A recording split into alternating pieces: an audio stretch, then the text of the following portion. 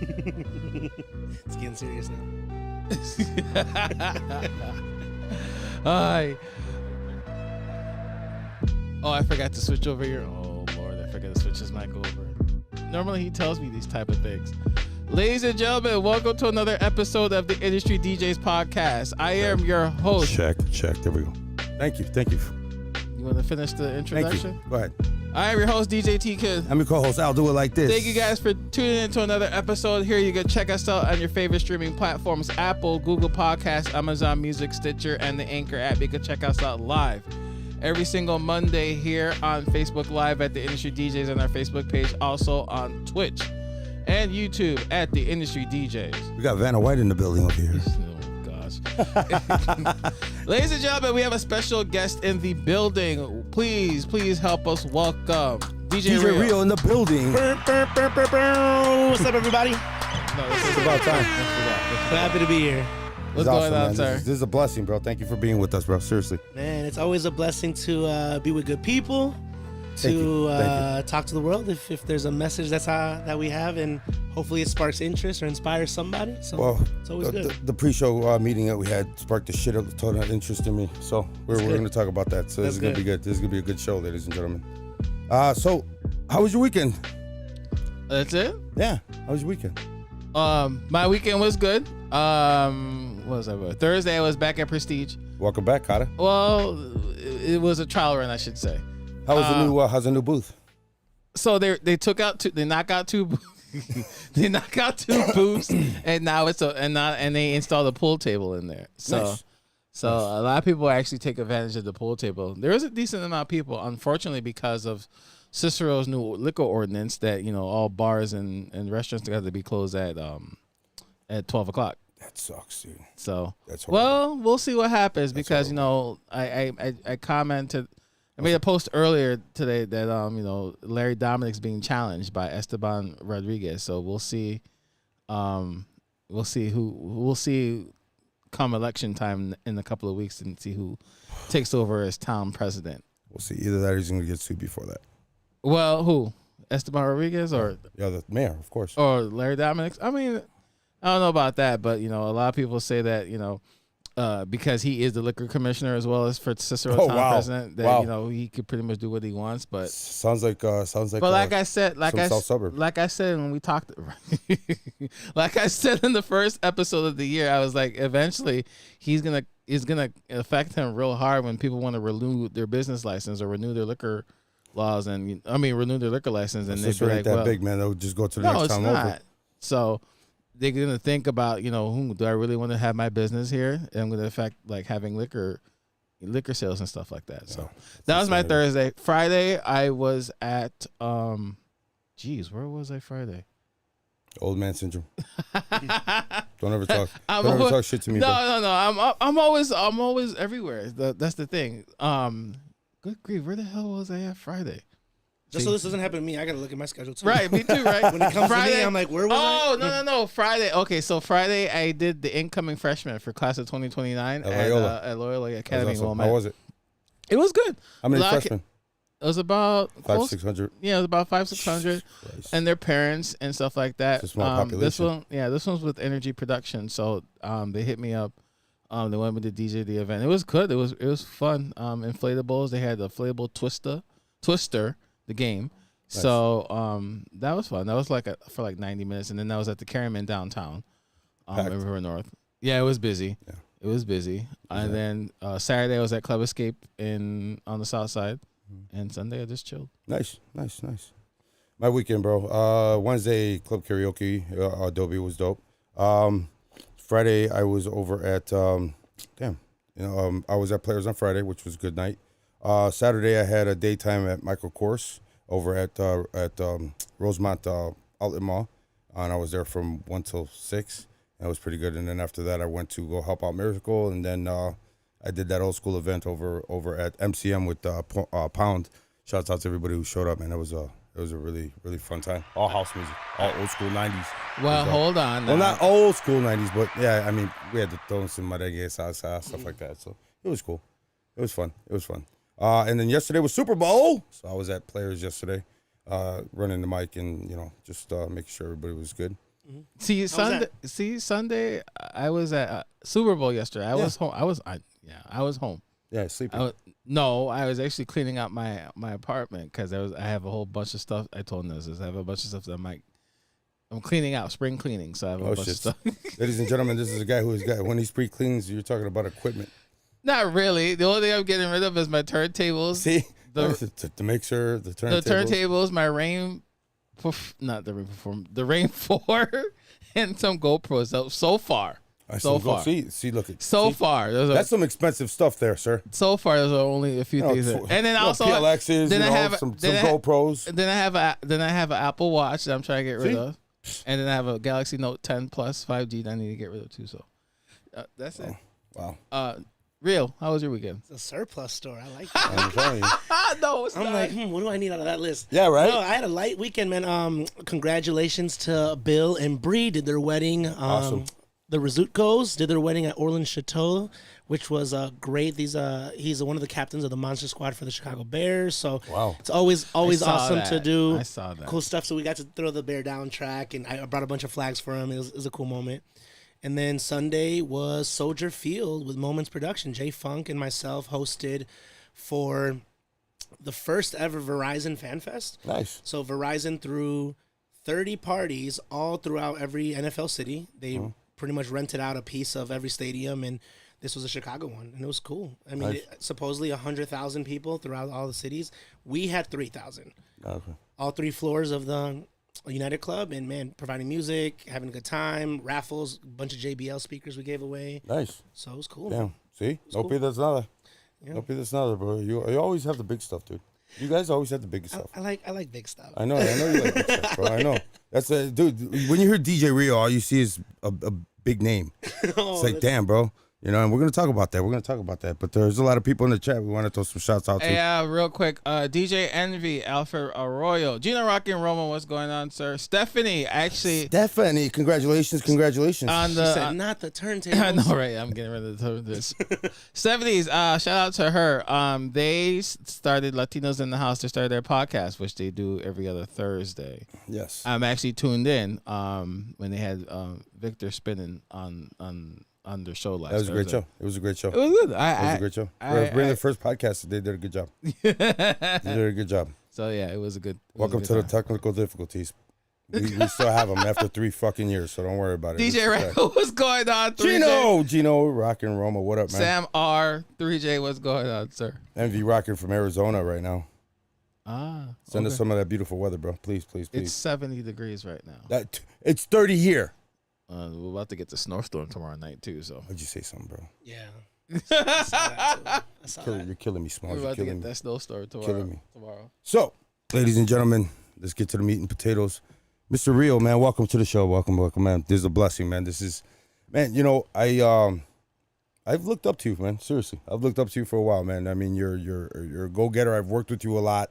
You know what I'm saying? And you're always, dude. You're so easy to work with, man. You know what I'm saying? As far as a hype man and as far as a DJ, and it just, I couldn't work good with you, and I can't work good with a lot of fucking MCs. Trust me. But let's talk about it, man. So how did RIEL start, man? Let's talk about that. Let's say when I was born, I came out just hitting like a little. No, man. I mean, honestly, I have not changed since I was a kid, man. I was always that kid at the 5th grade dance that was trying to get all the other guys to dance. Like, come on, guys, this is our song. Let's go. I was the 8th grader at the 8th grade dance. That was the first one out there through high school, hyping up the basketball team, the one painted in all yellow for the football game. So you were that kid, huh? I was that kid. You were the cheerleader, huh? Always the first one in the front. Whenever we had a dance, the DJ's up there like, yo, let's turn up. I never wanted to be a DJ. Wow. That was never the case. Sounds like Chris Law. It just so happened though. Look, my dad collected a lot of music, a lot of CDs, a lot of speakers. I mean, every closet you open in our house, there was a home theater system of speakers there, and my friends all knew that. And every time they want to throw a house party, yo, can you grab some of those speakers in your closet? Hey, bro, those are my dad's, bro. I can't take. So I would be the one to grab the speakers, put them in my car, take them. I'll put on a shuffle or something, whatever it may be, and all of a sudden I started to become the DJ of all these house parties. Wow. I'm the dancer. I'm the guy that's on the oh, I'm hitting this, I'm hitting the crank that, the SpongeBob, the Batman, you name it. Yeah. I'm cranking everything. But it slowly started to become something that I just loved spreading energy, man. Yeah. I was just like, I loved to be the life of the party. You know, at that time in my life, it was a mixture of, you know, center of attention-ish. It was a mixture of just having too much energy, too much ADHD that I was just, bro, I just wanted to turn up. You know? I feel you, bro. I got the same problem. Where'd you grow up at? So I grew up in Joliet. Okay. Joliet, Oh, wow. Shout out Joliet West. Wow, Let's Joliet, go. man. Wow, that's awesome. They're getting populated now. Yeah. Back when you were growing up, it was pretty much farm town back there, right? Yes. Yeah, it was there. Now it's populated. Now it's, Very, very populated. You still out there? No, man, I live in Woodridge now, but I go back to Joliet a lot. Okay. I try to give back to the schools. I go do a lot of community service. That's awesome. I volunteer to DJ a lot of stuff, which definitely recommend DJs out there. Volunteer for your back home. Like, go back home, volunteer, put on for a nonprofit something. I'm telling you, it's the most rewarding thing ever when you get to go back to your hometown and do that. Well, you do a lot of not-for-profit, right? I do. That's yeah, good. yeah. I try to do as much as I can, man. That's like cool. whether it's for schools, I do MLK Day every year. I do next week I'm doing the Alzheimer's Association. I do that every year. That's awesome. So- Awesome. If you ever need help, let me know. Dude. I got your back. Seriously. Honestly, Yeah. we'll talk after the podcast because I might need your help. I got your back. I got your back. Seriously. From my book, though, I try to help out as much as possible. Yeah. But, you got to give back, yeah? Yes. You have And then as far then high school rolls around, I get caught up in this house party that Howard Wallach, A to Z Entertainment. Yes, yes. We know Howard very Top much. dog. Yes. Top dog. Shout out to you if you're watching, man. I love you so much. He gave me a business card and said, man, you have so much energy. Like, when you get a car, and I think I was 16 at the time, 17, you have a job. And soon behold, January 1st, New Year's Day of 2010, I show up as a hype man for, a Milwaukee event. And then from there on, just Wow. entertainer for dancing, emceeing, DJing, and it just has spread over, as my career. Yeah, Mr. Howard. Howard the Duck is what I call him. He's Howard the awesome. He's awesome. That guy's got a lot of fucking energy. Yeah, my professionalism, communication skills, just how to rock the mic in a professional setting has come from him for sure. Yeah, he's definitely knowledgeable. He's been in the industry for a long time. A good friend of ours. Great guy. Great guy. 1987, Yeah. 87, 88. Yeah. Yeah. No, I haven't known him that long, but I think that's when he started. A to Z, yeah. Yeah, that's awesome. That's awesome. So now you got into DJing. Now you're a dancer and you're a house party DJ. Mm-hmm. All right, and then you took a hiatus from the DJing and went into Wait, real quick before you jump the gun. I just want to know, like, how did you transition from dancing to DJing? He told you. Man, you know what? The key was I was dancing at a lot of for one, I was doing choreo events. I got booked for a lot of when was it popular? Back in 2016, 15, flash mobs were the biggest thing, right? They were all over YouTube. They were so viral sensation. And there's a company out of New York called flashmob.com. Shout out to my man Jason. And they would book dancers from all over to be part of these flash mobs. I was in a couple commercials. I was doing, and it was also, they just wanted high energy people that were fun to watch. I would do a lot of these middle school events, and I just started to notice, man, I'm like, these DJs are not playing the right tracks. All I need to know is learn how to use this board. If I learn how to use these knobs, I'm sure I could do a better job. I'm sure of it. And after moments, I got my first board. I think it was Pioneer SB, little guy. I started locking in some bars at my college. Nice. Out in like Forest Park, shout out Solantes, sorry. Started locking in. After that, the practices started coming in once I started doing these local college bars. And the DJing started going into private events. And then all of a sudden, a lot of times, I know my name out here says DJ Real. A lot of times I introduce myself as Real. Yeah. Because I feel like I'm an entertainer more than I am a DJ.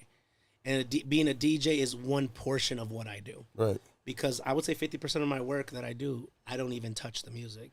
And a lot of that is with you. Right. I've worked with you where I don't touch the music. I'm on the mic for you. No, but your inputs helps a lot. You know what I'm saying? It helps the DJs, and I sometimes, and that's we've talked about that on the show in the past, where some DJs get really kind of offended when you tell them what to do. Oh my goodness! You know what I'm saying? It's like I know what the but it helps when it helps guys. when you're a team. You know what I'm saying? Especially when you're working with a hype man or even a drummer. Yeah, no. I Our hate job as working with MCs drummers, is not to be the show, but our job is to enhance your show, Right. right? Yeah. So if we have a recommendation like, hey, I want you to play Bop by DaBaby. Yeah. But pause it before you play it. I'm gonna do something and then drop it. My job is to enhance. Right. The moment you drop that song, it's better. Right. Because of whatever I said or whatever the moment is. Right. And that's whenever I teach other MCs, I'm like, hey, stop talking over the DJ's music. Stop set up moments for them to succeed. That's as an MC, you set up the moment so that their song, their drop, their transition is amped up, is better. Right, of course. That's the whole goal. It's more choreographed. It's more choreographed. 1000%. It gets everybody. It gets again. The hype man and the DJ have to work together. Reason being is it just makes the show so much better for the kids or for the entertainment purposes. Yep. And and they do it at concerts all the time. I mean, you know what I'm 100%. saying? Always. To where they have it queued up and then whatever the artist jumps up and then once he hits the ground it says boom and that song starts and everybody's like fiend or whatever. Yep.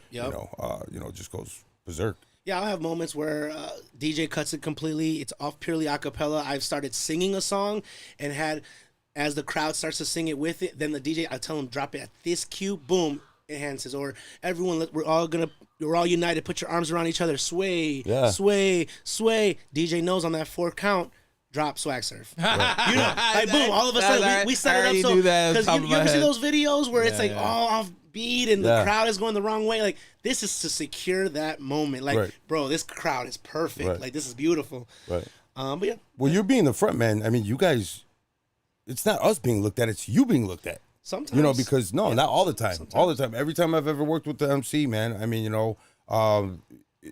they've always been the front man, I just started working, and I forgot her name. She's a new MC. She was coming out, and the first show she ever did was with me over on the South Side for a show on the road. And he told me she was new, but she was good. I said, okay, cool. Yeah, she did a good job. She did as a DJ that is a little bit more behind the scenes when an MC is there, do you feel less pressure on you then? Yeah, I do. As a matter of fact, I do. So less pressure, gets you a little bit more comfort zone? Yeah. Okay. Yeah, because I don't have kids. You got to understand, and you've been there, Real, and you've been there, Alex, to where you got, you don't have no MC, and these kids are sitting there staring at you, and they're yelling on top of the music. I'll play this, play that. Yeah. It's almost like you're at people's court. Right. And you got so many people screaming at you. It's like, what the hell? In particular, he's talking about specifically high school dances. Yes. Maybe college dances if you guys get into the college Bars dances. too. Bars too, man. Really? I mean, Ooh, yeah, bars too. You get some there. of them MCs out there, and I'm sure they're pretty sure. Point and Pound with Tooties talked about this when they're on the show, and they had Carlos, right? Carlos. Carlos, MC Carlos. MC Smooth. MC Smooth. I know of MC Smooth. I don't know him personally. He's a good guy. Well, anyways, he works on the boat with them, and I've worked with him too, and he's good too. He hangs out with Tavares and those guys. I know them. So yeah, I know. Who doesn't know them? I mean, it's like you. Who doesn't know Real? The Neon Ninja. Yeah, Neon Ninja. I call him another name, but wait, shut up, Lance. No, but yeah. What's LG doing? What? Yeah, LG's, he's of course he's talking shit. No, but it helps out. It helps out, because you guys are the front. You guys, could pretty much keep the kids at bay per se. You know what I'm saying? Which it helps out. Trust me, it does. It helps out a lot. I'm not gonna lie. I love it. I love that. I love the fact that when you're working in those situations, bars too. And like I said, Carlos takes a lot of the brunt. You know what I'm saying? Because he's out on the floor, he's dancing with them, hyping the crowd up. Especially on the boats. Because we had no stage. So when he's doing the D or something like that, it was pretty challenging. But because of him, he's getting yelled at, not us. Yeah. Hey, play this, play that, play this, play this. It's like, all right, cool. It takes a lot of heat off of the DJ, allowing you to request a sound. No, actually, go to him. Talk to him. Don't talk to me. I'm not here. Yeah. Right. I get. That's crazy. But I the same thing that you said earlier, that easy to work with, man. There's so many DJs. I have a long list. They're so great to work with. That love the feedback. That love the creative ideas. Right. Like love the moments that we can choreograph together. Like, man, the list goes on and on. I can just name off so many that I love working with. But I think when that collaboration is you build that relationship with the DJ and an MC together, it's like, oh, it's butter. You could do no matter what type of event it is. Yeah. Kindergarten dance, wedding, music festival. It don't matter. Like, you just go hard. Well, I'm a one man band. When I do weddings and stuff, I do all Wedding, the same emceeing. I thing. do- I'm a one man. Yeah. With a wedding, depending on the size, because I 3 years ago, 4 years ago, thank you to Do It All Entertainment for putting me on the massive South Indian weddings. So with these weddings, you can't be a one man show. No, you can't. No way. I think the biggest one I did was 1,007 Oh, guests. my goodness. 1,007. Yeah. Average is 900, 800 is normal, and man, you need the duo. You need like myself as an MC. Those are my hardest events. There's the biggest, longest scripts, the most things to do, but they appreciate the talent way more than any other type of event. You name an event, a festival, a prom. A South Indian wedding will appreciate the DJ, the skill set. They'll hear the transitions. They'll appreciate the mic work so much. Yeah. So they're very rewarding for me. I love those weddings. Yeah. Well, fuck. What's up? What's the owner's name? I'm sorry. From Do It All. Do it all. Yeah. We got a trio. So we got Sean K. Yeah, Sean K, I was Sean about to K, say, Sean yeah. K. But I mean, dude. We got DJ Illest. Yeah, My Illest. boy Sanu. Okay, Sean K is the MC. Yep. Yes, and the He's out in illest Dallas ever. now. So shout out, Sean K. Good luck on Yes. your audition, man. Yes, for sure. Good luck today. I'm praying for you for your audition. Oh, he's dude. I haven't seen Sean in a while, and I apologize. I got so much on my mind right now. But shouts out to Sean K. and and to the whole team. I mean, Jesus, That's a team right there, man. dude. That's a good team. I mean, who else plays the fucking drums while he DJs? Not many. No. Live remixes. I mean, I mean, DJ Ellis was one of my best friends, man. Ellis and is we collab a lot. Ellis really holds up to his name.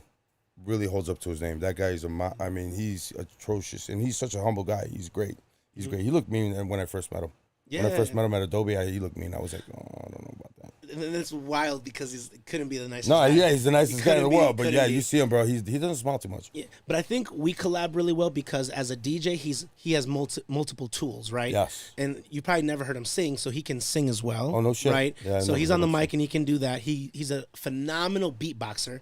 So Oh, yeah. I've heard him beatbox. If Yeah, I the heard music him turns beatbox, out, too. if you lose all power, he can still entertain a crowd with the beatboxing. He's talented. And if I'm an MC, I can rap over them or I can sing over the songs. Now, I am not as good as Sean K. Sean, you hold that down. Yeah. But, you can still hold it down. And I've noticed that when you have people that are multi-talented on your team, it don't matter if speakers burn out. It don't matter. You can still entertain a crowd with just voice, just moves, just motion. It's like, taking back to the Stone Age, That's right. where back to the Stone Age of entertainment, Yeah. bro. Like, that's what I really like to express. I like to get into those avenues too whenever it's a 911 situation. But you have that talent too. Yeah. A lot of us don't. I can't sing, and I'm not even gonna lie, bro. I do karaoke, but I don't sing. Oh, bro, I suck at singing too. Yeah, I don't sing. I won't. And I dancing. Not so much. I see you groove. Not so much. I see you groove a little bit. I see you groove. He Yeah, does right. like a little two-step. Right. That's the only thing you'll get out of this man. Yeah, Like a dude. 2-step. That's it. Get on a dirty ass bar floor and worm. Now we're past. We're past. I We're don't past. think We're I have past. never seen this man do anything besides a 2-step. That's just He's too stiff. That's what it is. Hey, He's too 3J, he's I too always smile focused on the inside. He's too focused on the dance floor. So Hey, dude, that's what we have to do. We're focused on the dance floor. We have to be. yeah, as We a have to be. DJ, That's our job. get it. I get it. That's our I fucking get it. job. But you're like more zoned in. Like you don't. What's the word I'm looking for? Like you don't. I got Serato face. No. Well, no. You don't. Well, maybe you do, but no. No, I've seen him DJ a few good times recently, and there's no Serato. It's a focus face. Like, That's you what really, it is. That's you- what it is. Like your eyebrows come down, and you like There's a talk about someone looking mean, bro. I'm You are trying- a really nice guy, and you look mean when you DJ. I don't I want would request. never come up to you and ask for a request. Right, I he don't want got the requests. RB. I don't want requests. He got That's the why. RBF. He got the rest in bitch face. That's what it is. But no, I know. I'm trying to scan people so I could kind of figure out what they're what they're looking to see, or looking to play, or trying to see, in the beginning of the night, you're trying to scan the room and seeing, okay, that guy's moving, okay, cool, they're like this, kind of R&B hip hop in the beginning of the night, or they're not feeling this. Let's go to some 120, 125, housey, trendy shit, and that's probably why I look like that. But towards the end of the night, once the dance floor is packed, that's my biggest worry. Until getting the dance floor packed, that's because that's our job. True. People on the dance floor, at least engaging into the music, even if if it's after COVID, we talked about that. After COVID, a lot of people stopped dancing, because they couldn't, everything was 6 feet, and after that, man, not a lot of people go to the clubs and dance anymore. Not at the clubs. You see them at a lot of private events, I think. You get people more dancing at private events than you do at the clubs. What do you think? See, I wouldn't know. I haven't been to the club since COVID. Really? Bro, Wow. I think COVID was my time to split. For me, it was my message. Like, club DJing and bar DJing was over for me. Really? And I kind of went into strictly private events, strictly schools, strictly sports. I think the sports world took off from there. Yeah. You know what? it wasn't. No. Actually, it wasn't for that. Honestly, it was for The engagement. it was for the engagement, yes, but two, I feel like just God didn't want me in those spaces. I feel like, yes, I could bring light to those spaces that I feel in my heart that sometimes are pretty dark spaces. But I didn't want to be in places where, what's the word I'm looking for? Ratchet? That tempted me, where temptation was always there. I don't like, even though I can battle temptation so easily, whether it's my temptation to drink or my temptation to pour a shot into someone's mouth. Remember we used to do that at Yeah. Adobe's? Yeah. Do they still do that? Nah. Okay. No, I haven't seen See, it. that was I haven't that- been there on a I feel Saturday like in that a was while. the pre-COVID reel. And after that, I'm like, I can't be in those spaces anymore. It just didn't feel right. And so the sports world really took off, and my branding as a more family-friendly entertainer kind of took off a lot more. I feel like I was battling between nightclub guy and the guy that you want to hire at Disney, you know, and I'm like, I want to be the family guy, you know, I want to be the family friend. No, this was after your daughter was born, right? This is before. Really? Yeah, my daughter Okay. was born in 2021, so I think, end of COVID, I would say, yeah, like going into, because during COVID, a lot of us DJs had to survive somewhere, right? Yep. And I was doing a lot of Zoom parties for elementary schools, middle schools. Special Olympics of Illinois hired me to do Zoom parties. Yeah. So that's all we did, and I feel like that was my easy transition. Seeing bars and clubs don't care about you. They weren't holding you down. They can throw you away like this, and I'm like, this is where I need to be. I need to be entertaining the youth. I need to be impacting this generation. So Congratulations I to haven't you. been in the club in a while, Right. even for fun. So Right. I wouldn't even know what's up with Well, I mean, you guys. I mean, even through some of your private events, I mean, they'll hire or they'll rent out like tunnel Yeah. or something Yeah, like yeah, that. You know, yeah. you're in the And side that's being it. in the club. Yeah, yeah. That's being in the club. You know that, right? No, I'm It's been in the venue.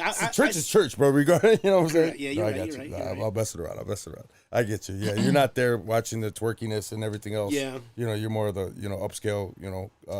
If there's a New Year's Eve party, I'm doing, like, my last one was at like Palmer House. Like Okay. I'm doing hotels, Wow. events like that. I thought That's you what I tried to do. this past one. This past one was at Calvary Church, so I did. There's a huge mega church in Naperville. Okay. I did a New Year's Eve, their first ever New Year's Eve party, to try to get people off the streets and out the club. Right. Their goal was to bring their 20-year-olds to 28-year-olds into their church, which was, I mean, it was a production. Right. They had 50 movers. They had LED panels. I mean, they had a production. It felt like a club. Right. But my job was like turn it up with all Christian music, and it was so much fun, bro. That's cool, man. So much fun. So that's another thing, man. Actually, one of my brothers, Sketch. I don't know if his sketch is in the stream, but he wanted to start No, doing he's some not. Christian music, Mm-hmm. and it's crazy that you're talking about that because I never met a Christian DJ before. Mm-hmm. So this is actually really cool, and this is news to me. I never knew that. Yeah, man. I've been trying to get. It's just for me at first it was like, where's the money gonna come from? Where am I gonna do Christian events? But man, once you pray about it and ask God to guide you, that you're gonna get the clients, and all of a sudden, yes, finally I can do righteous music. Finally I can do music that's saying something other than shoot somebody, twerk on somebody, or Yeah, right. do somebody. Right. You Drive know what I'm by. saying? Yeah, Like right. that's what I'm going towards. That's awesome. You know, I'm That's awesome. hoping and praying that could be my full-time thing one day, right? That's the goal, but we'll see where it leads me. See, that's funny that you even questioned it because in my eyes they had a whole radio station, Christian radio station. still is. Mm-hmm. Yeah, there still is. I mean, sometimes I'll on What is the that? way home or Moody something. Radio is one, Yeah, and Heart, not iHeart, but I met the host too. They were at a Windy City game, but there's a couple, but it's very top 40. It's very, they're putting out the Bruno Marses. They're putting out the very top 40 Right. of what you find. And what people don't know is, man, you go into Christian Afrobeat, Christian deep hip hop, Christian There's and Christian rap. there's not only rap, bro. There's trap. There's Jersey Club. There's every Really? genre you can think of in English. There is a holier version of it. Wow. Every reggae, salsa, cumbia, bachata, merengue, everything. Wow. Everything. And that's the craziest thing is that we're professional. You're a professional. You've been in this game for so long, and it's so hidden. Yeah, it is. Why is it hidden? Why is it hidden? Think about it. They don't want you hearing that, man. They want you hearing the Sexy Red. Sexy Red, bro. They want you hearing Fiend, Travis Scott. They don't want you hearing that stuff. Some of that Christian music is pretty popping. I was scrolling through, and I had to like research it. I was scrolling through Instagram while I was at work one day, and I don't know what I don't know what maybe gravitated towards it, but there's like a club out in Nashville, the Cove. The Cove. Yeah, which is like a Christian based nightclub. Wow. Yeah, and I didn't think it was this deep. And they have like everything, like all types of music, like he was saying. Like they have bachata, they have, rap, they have top 40, they have like Jersey Club and all that stuff. I'm like, wow. And you'd be surprised like how many people show up. Wow. Like I saw like pictures and I saw like an Instagram reel and stuff like that. It's a big thing. It's a big thing. It's a big thing. Dude, do you see some of these Christian churches? Yeah. It's like Rosemont. Stop it. Stop it. Am I lying? You're not lying. Am I lying? You're not lying. These guys got video walls, bro. They got like 8 video walls behind the I mean, little pulpit. And the guy, I mean, they got some big production. I mean, uplighting, moving heads. You just said it. Yeah. I mean, some of these places are like, they're set. They're set to do something like that. And now I don't attend churches like that. For me personally, I don't like the flashy. Like I'm trying to be away from the world when I'm worshiping, and this is, to me, is worldly, but it's a start. Right. It's a start to get people like, okay, I can see myself partying in here and stuff like that. But yeah, with the Cove, it's a moving nightclub, so it's a group of guys, they're like in their early 20s, and they book out, and it's starting to be a movement where people can go out, party, have fun, fellowship, all these really cool things, some really good music. Yeah. It's like a popular thing. Like this particular thing, the Cove, is like a popular thing. Yeah, I'm like, they're blowing up. They're all over the news station and everything. I was like, wow. We're thinking about starting something like that here too. So I'm in the works with shout out Lewis. I see you, bro. I see you tomorrow Bible study, bro. But he's a promoter and all this stuff, and he's in his faith, and he's trying to start something along those lines where we start our own movement, our own club nights for that sense. Lance, that doesn't count, sir. He said Lance said he's just started DJing in the church. Who did? Lance. Oh, nice. Yeah. Nice. He started DJing in the church. I remember that. I remember that. Yep. I don't remember that. He was running the mixing board. I remember. Oh, that's cool. That's awesome. I didn't. Oh, you know what? Yeah, he did talk about that. My bad. Yeah, that's how he got into the music thing. This is awesome. So, let's go ahead. Let's go back a little bit. So you were a cheerleader for the Bears, huh? And the Bulls? For the Bulls. For the Bulls. Fun fact: Bears don't have cheerleaders. They're not allowed to.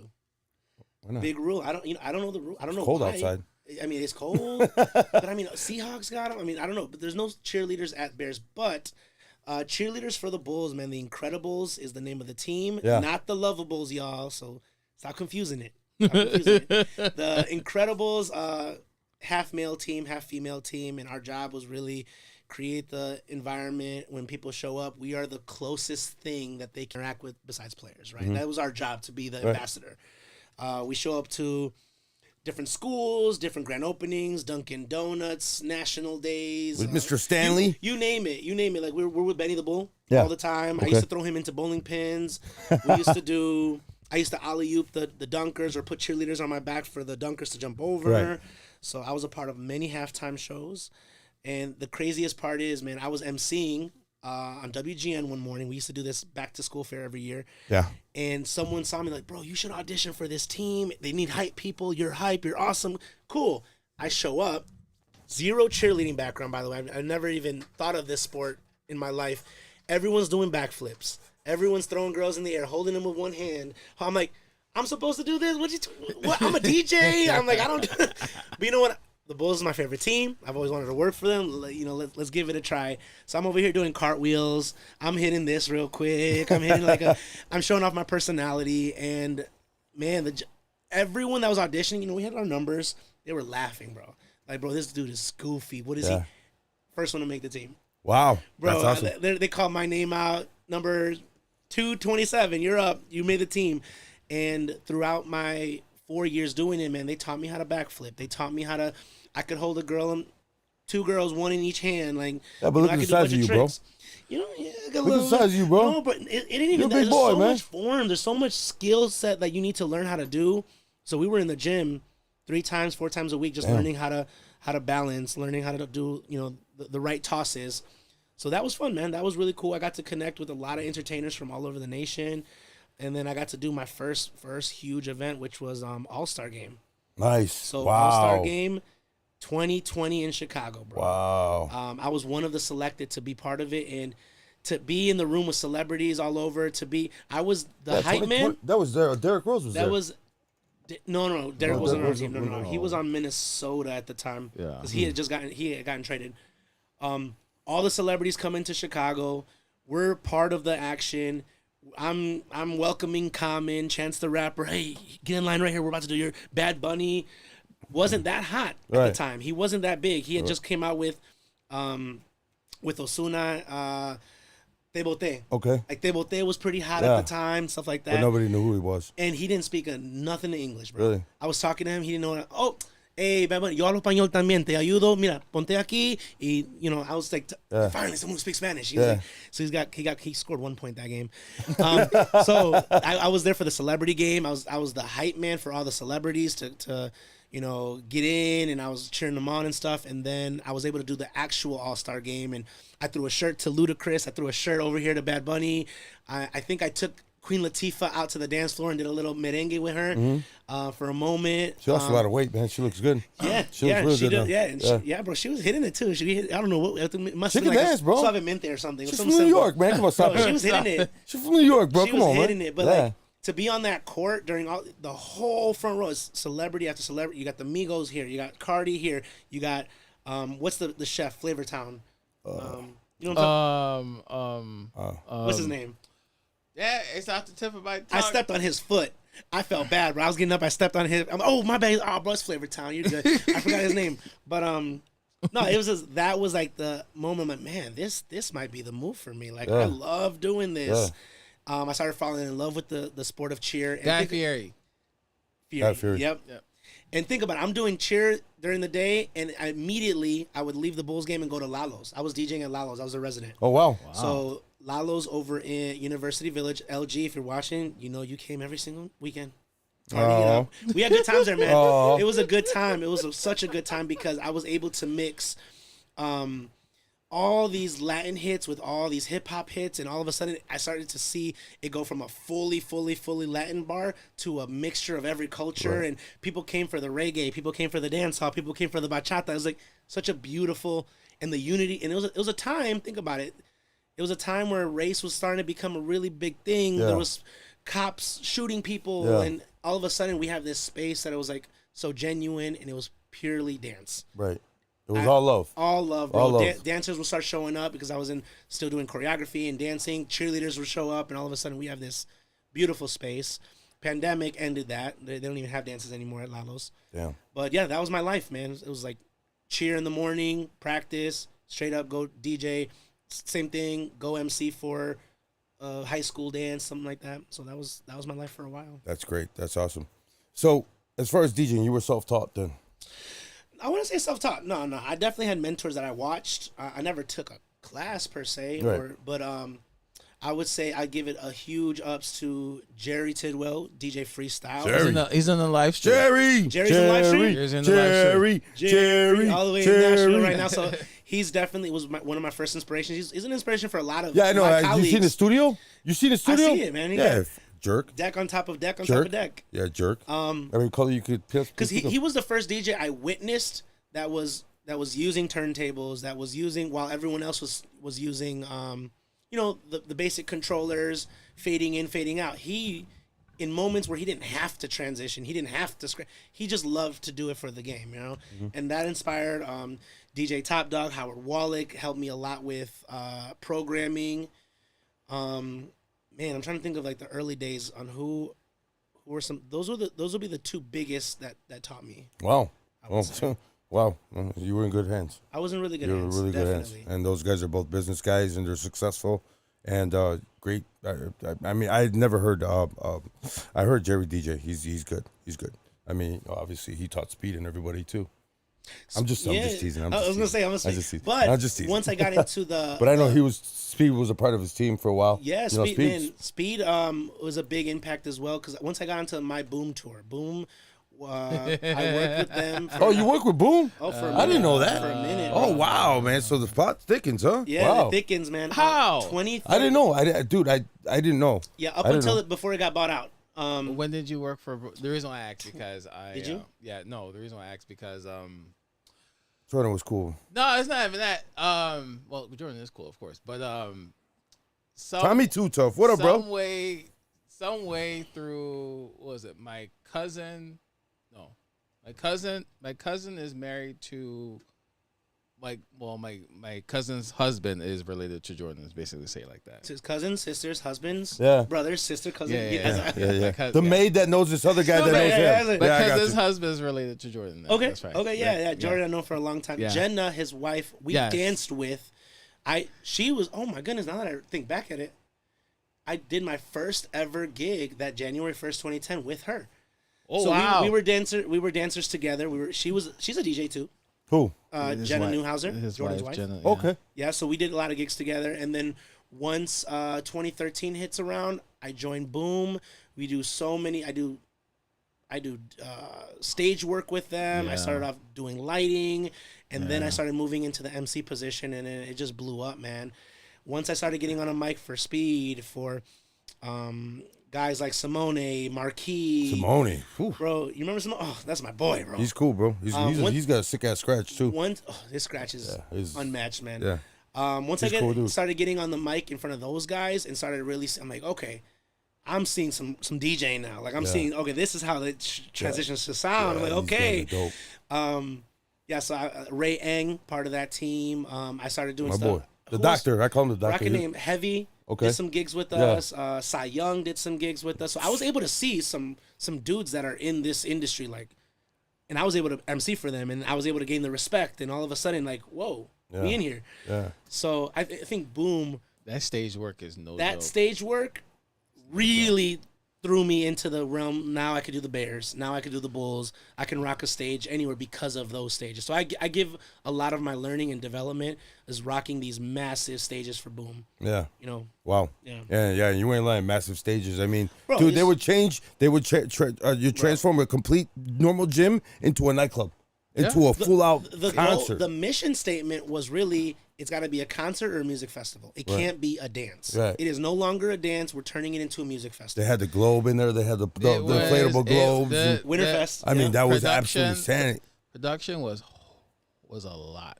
What are you talking about? Extra. It was Dude, they extra. got in there were with bringing- cherry pickers and they were putting freaking trusses in the ceiling. They were rolling with semis, and then you would Two you would be- semis, bro. two semis. I used to drive one of them. and you would be rolling. You would be setting up from like probably 2 days before. 2 days before. Look at who And shows it's a up. long setup. We talk about him, and Mr. Walsh is here. Well, Howard's in the live stream. Howard the Howard's in the Duck. Howard. building. Howard. We're still Howard, waiting for Mr. you've Howard. been mentioned like 3 times already, so you might have to rewind. Yeah, to we watch already this whole talked thing. about you, bro. We already talked about Yeah. you. So you're But, late, bro. And I did say you started in '87. I don't know if I was right or not. But He looks it. No. Real quick, I love Howard, man. Real You know, quick- I'm still waiting for him to come on the show. He was supposed to do it, but he got on the boat and then he just started he's ducking and cruising dodging all over me. Europe. Yeah, I know. real quick in the live stream, we got Tommy Too Tough. We have Tommy, what up? DJ Neurotic. We have Erotic. You know. Freddie, the LED Z-Bot, and we have Chava. talking about him earlier. We have QMM in the live stream. MMQ, what up? Stupid. So yeah, Inside joke. but yeah. Like I said, yeah, the work with I worked with Boom for like a year, but yeah, other than that, it was a lot. But yeah, they teach you a lot. They teach you a I think I lot. had a nice 8-year stretch. It was like a So nice, the plot thickens now because now you're not just a dancer, you're not just a DJ, you're also an audio technician and a visual a technician. little bit. No, I was able to do a lot of the stage stuff. I could do audio really well, and lighting. No, I don't touch lighting. I thought you just I said don't- you I would. don't touch- I would set it up. Oh, you would set it I up. ain't doing no LD work. Okay. All right. That's what I was curious. But audio, yes, I Okay. did a lot of the audio. I would do stages. I would hook up any booths that they needed. But that was my first year. So thinking I'm just this guy with these wrenches hitting the stage up. And I'm like, man, one day I'm gonna be on this stage, one day. And then a week later, MC doesn't show up. Hey, Real, you MC'd a little bit, don't you? And then, boom, there I am with DJ Marquis with the Chicago Bulls. Oh, I'm emceeing for him. Oh, so this is going to be crazy. And then we just rock it, man. Yeah. And it was just up from there. Yeah, there's a lot of guys I grew up with, man. These guys are amazing. Jay Funk, all these guys, man. I mean, they're inspirations to a lot of people. Yeah. They don't Meeting know. Jay Funk at a high school dance. Yeah. I emceed for him for Lockport High School. That was our first meeting. Oh, and that might have been the first person I was starstruck with. With Jay? I had a little starstruck moment with Jay. I don't know why. Why Jay? I No, don't I'm know joking. why. No. Jay, I hope you're not watching this. It was Lockport High School. We were doing some basement event, and something about I show up and it's like, Jay Funk, oh my, he's White Sox, he's Bears, he's Bulls. Man, this is crazy. Kiss FM. Oh, and I was listening to Kiss FM. I'm like, yo, I must be hearing him. And I was like nervous going into it, and then He's a nice guy. Rocket, man. Oh, dude, he's always always whatever good. you want to do. Yeah, you want to play that song? I got you. I'm like, this is not. Whenever you meet the people that you think are gonna be those big headed, it's like you meet the nicest people. You meet the nicest. Like, oh wow, he's listening to my 21-year-old self. Like, but yeah. Yeah, that was awesome. Yeah, Jay, me and Jay been longtime brothers, man. He DJ'd my 15th birthday party. Oh, I'm almost 50 now. Oh my goodness. So we've been brothers ever since, man. And his boy Wonder. I mean, kids fucking. Shout out Tony. Both of those guys, man. I mean, and his sister. I was gonna say. Yeah, I haven't whole had the family. opportunity. Yeah, the whole family is just talented. I mean, it's a blessing, man. But this is awesome. What's up, Lala? What's going on, bro? Yeah. So, man, this is wow. I never even knew any of this stuff, man. I mean, this is why we did the show too. And I've been dying to talk to you, man. Talk about this, man. This is great. This is very interesting. Very interesting. Very interesting. I'm like, damn, man. I didn't think it went that deep. It goes pretty deep. Yeah, I can see that. That's how my network grew. Is honestly, I grew through. You are the network. What are you talking about? You're like right there. I'm You're the one of the network. leaders right now, bro. I'm not even. No, man. I'm serious, Not man. even. It was great to see you at the Christmas event, or at, Oh, at the holiday at the end of the Christmas year event. event. Yeah, Yeah, it was yeah. great to see all those guys, Marquis and all of them, man. I mean, I haven't seen you guys. We only cross each other's paths when we were working. Mm-hmm. You're working so much, I'm working so much. This is very interesting, very great. It's cool that when you meet friends in the industry, it's kind of like the only times you get to hang out is when you're working, right? So it's like you look on your calendar, it's like, oh snap, I'm working with Al that day. I'm gonna make the most of it. We're gonna hang out. We're gonna do some. Dude, you don't know how excited I was when we did Now North. We did Niles North, yeah. Yeah, I was excited. He was like, "Yo, Real's going to be your MC." I was like, "Yes." It was good. You're easy to work with, man. Yeah, we can hang out. I mean, It's fun. as it's kind of, and I'm not saying anything, but the luncheons aren't as hyped as you want them to be, as much as you try to be. Because you're at the luncheon. You do. But you did a great job that day, man. It's unexpected. I mean, kids lately have been that way, man. I did a luncheon last week, and everyone has their headphones on. Right. Everyone's in their own world. Right. It's a lot different than it was, I would say, Back in our day. 6, 7, 8, even 8 years ago, 7 years. I did 3 lunches a week. You know what it for is? months. You're right, because when they also did what was it, Lincoln Way Central, for Monster, it was like, I remember my lunch period was like only for like 45 minutes. Those are long. Yeah, now it's like 20 They're 20 to 25 minute lunches. 20 to now. 25 lunch. Most I'm of like, them. how do you have time to eat? Like, what? And they're still getting messed up grades. It's not even that. Stop it. But like, how do you have time to eat? Think Like, about that's it. They only give crazy. them a half a period Yeah. to do a lunch, and then the other half is probably like their advisory. And we're getting so off topic, but No, it's fine. These some people that are out there that are DJs that don't know this. High schools love to bring up their spirit weeks, and they'll hire DJs to perform during their lunches. And if you can get into the loop of that, all of a sudden you got daytime Wednesdays, daytime Tuesdays. Yep. 10 to 1 gigs, man. Oh, I lived off of that for a while. For the homecomings. Man. Yeah, the homecomings are a big deal. But Winter dance season, homecoming season. no, let's talk about that, because there's a lot of people that get stressed out by doing those dances. Well, hold on, because before you get into that, because what Real was saying that, before high school back then and high school now, only reason for that is just the way technology moves, and especially right now, Reason. and then especially now where our mindset is like what you always been talking about since the start of the year is like, everything's so quick. We're in the microwave movement. Yeah, of people course. like to they want things now. Mm-hmm. They want things instant gratification and stuff like that. So that's that's my take on why they think that I think People also don't want to be a meme, Yeah. bro. Like you go. I'm telling you, you go out there and you want to dance, and all of a sudden you look out in the crowd, there's 4 people filming you and they're giggling and like, look, I'm like, it makes, I've gone up That's to a the way kid technology and said, hey is. man, put your phone down. It's not cool making fun of this dude. He's Yeah. having a good time. Right. Oh, I'm sorry. Like, but it happens. Right. So we're seeing the future of our clientele, right? We're seeing the future weddings. We're seeing the future college events. We're seeing the future club goers. Right. Like in high school, we're seeing the future, and it's a lot of making fun of each other. It's a lot of filming. Everyone's filming. So like, is that going to change the dance floors? I mean, A lot of people get nervous, man. I mean, you know get what I'm nervous. Like, saying? man, I might make the wrong move and do a split, and then all of a sudden I'm a meme all over the world. Like, Yeah, rip my pants or something like that. Or you, I Boom. mean, you sometimes you get those. And I'm not gonna call them. I'm gonna call them socialites. Mm-hmm. You know, those kids that don't socialize very often. Oh, okay. You know what I'm saying? And those kids, you know, you get the artistic kid in there, and you know, and they start dancing and stuff like that, and you know, and it's good to see. It's great to see, but then you get those little jerks, like you said, man. That they're gonna come out and make memes out of them, and you know, it's like, dude, put your camera down, put your phones down. And sometimes I want to say that, and there's a couple DJs that have gone to that extent. I have, yeah. Yeah, you know, hey, put your phones down. This is a dance. We don't need you, you know, recording anything or doing anything like that, you know. But unfortunately, that's the way the technology is, because Yeah. you wouldn't see that situation back in like 2006 or 2007. Now everyone has an iPhone or Android, and now we have everything. We have everything as social media, so they'll put everything on Facebook, Snapchat, Instagram, or TikTok or anything like that. Right. So back then there was no Facebook. There was no Facebook. There was no TikTok. There was MySpace though. Yeah, but there was no Facebook. There is no TikTok. There's for damn sure was no Instagram back then, so they wouldn't be a meme back then. But now it's There's less risk. yeah. You want to Barb, what's up, Barb? you want to come out on a dance floor and have a good time. There's a risk, a social risk. Yeah, of course. Of You course. know, all of a sudden you're the talk. But Hey, guess what? There's a risk for the DJs too. mm-hmm. Big time. People don't realize that, man. You know, you fucking see a friend of a friend that went out. Oh, this guy sucks, and he's got you on camera and stuff. It's like, damn. Wow. Wow. Thanks. I mean, it's never happened to me, but I mean, I've heard it and I've seen it from other people. Mm-hmm. You know, it sucks. It sucks, man. You don't know if that DJ's having a bad day. It just, or he was told to play certain things and he can't play. You know what I'm saying? Which we talked about earlier. Which we're gonna touch that subject in a few. Honestly, that's as you were talking about it, I'm like, yeah, that's literally what we just talked about. That's the segue that I wanted to get into. Music nowadays.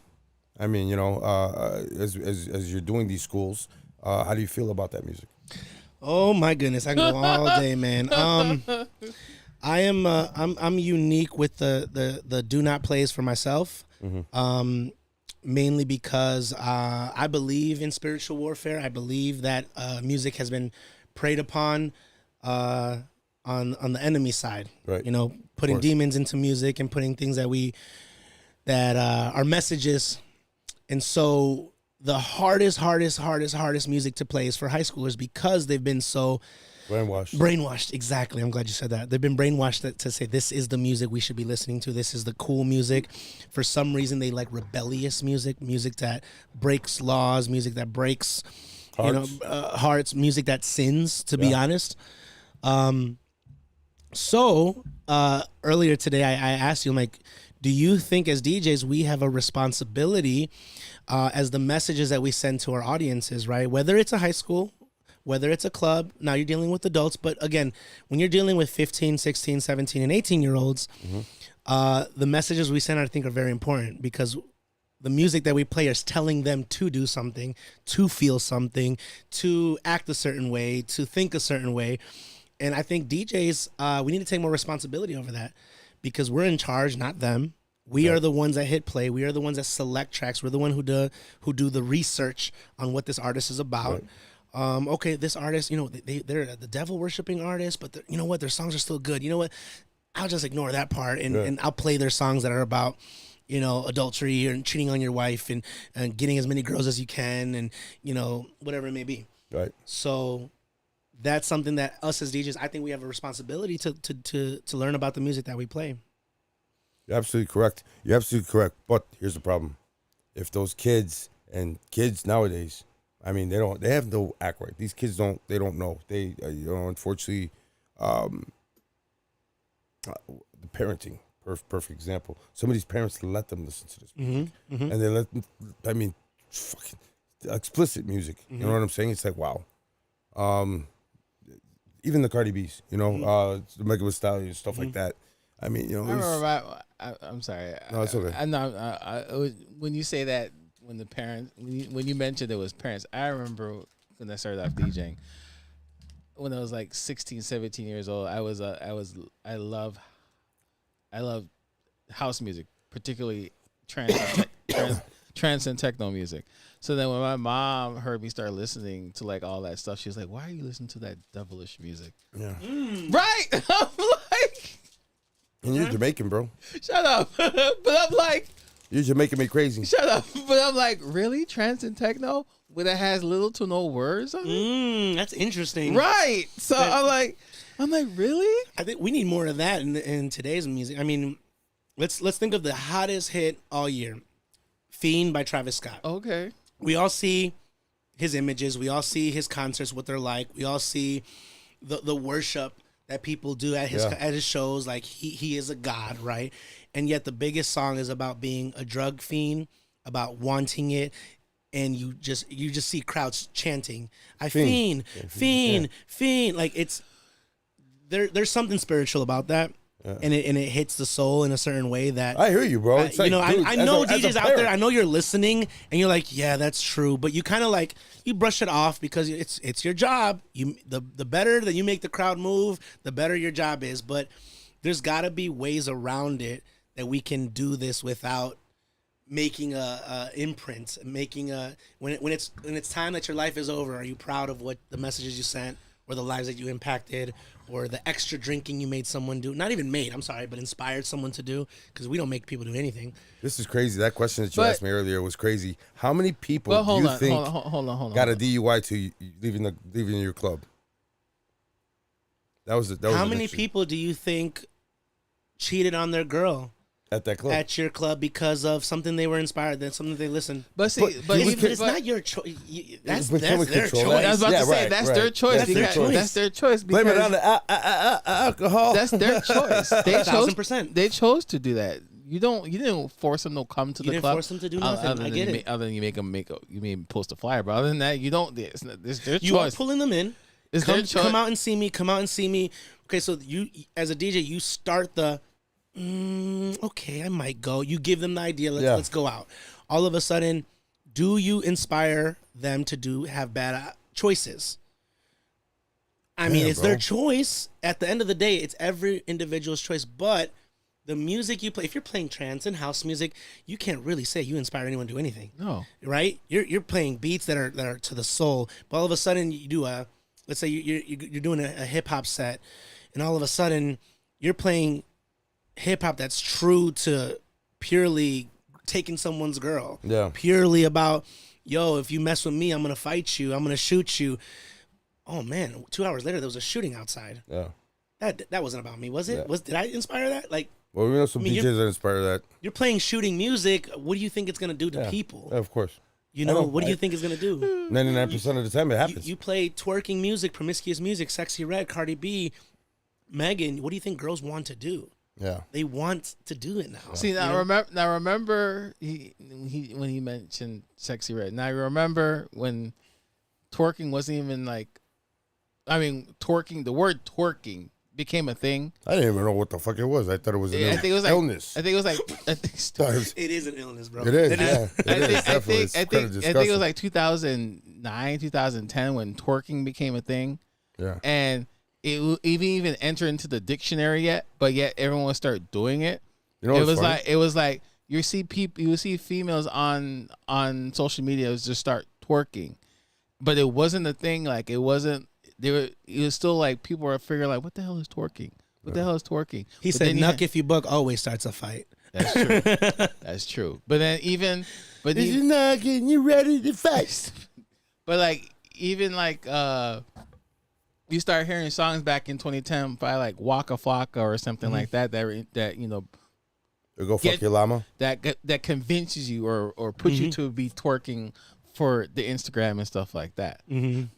I just find that interesting to me because you know twerking wasn't the thing, back in when I was in. Twinkies been around Back for in- decades, bro. I mean, that is a decade But it thing. wasn't. But It was back in the percolator days, bro. I mean, that it was just But it they wasn't- just switched it the name wasn't- because the girls were on the dance floor back then too. It wasn't. It It was wasn't. different. I mean, we got juking. It wasn't Yeah. popular Juking and back twerking was then. the same thing in it. Yeah. Yeah. But it wasn't. It wasn't. It was just wasn't like.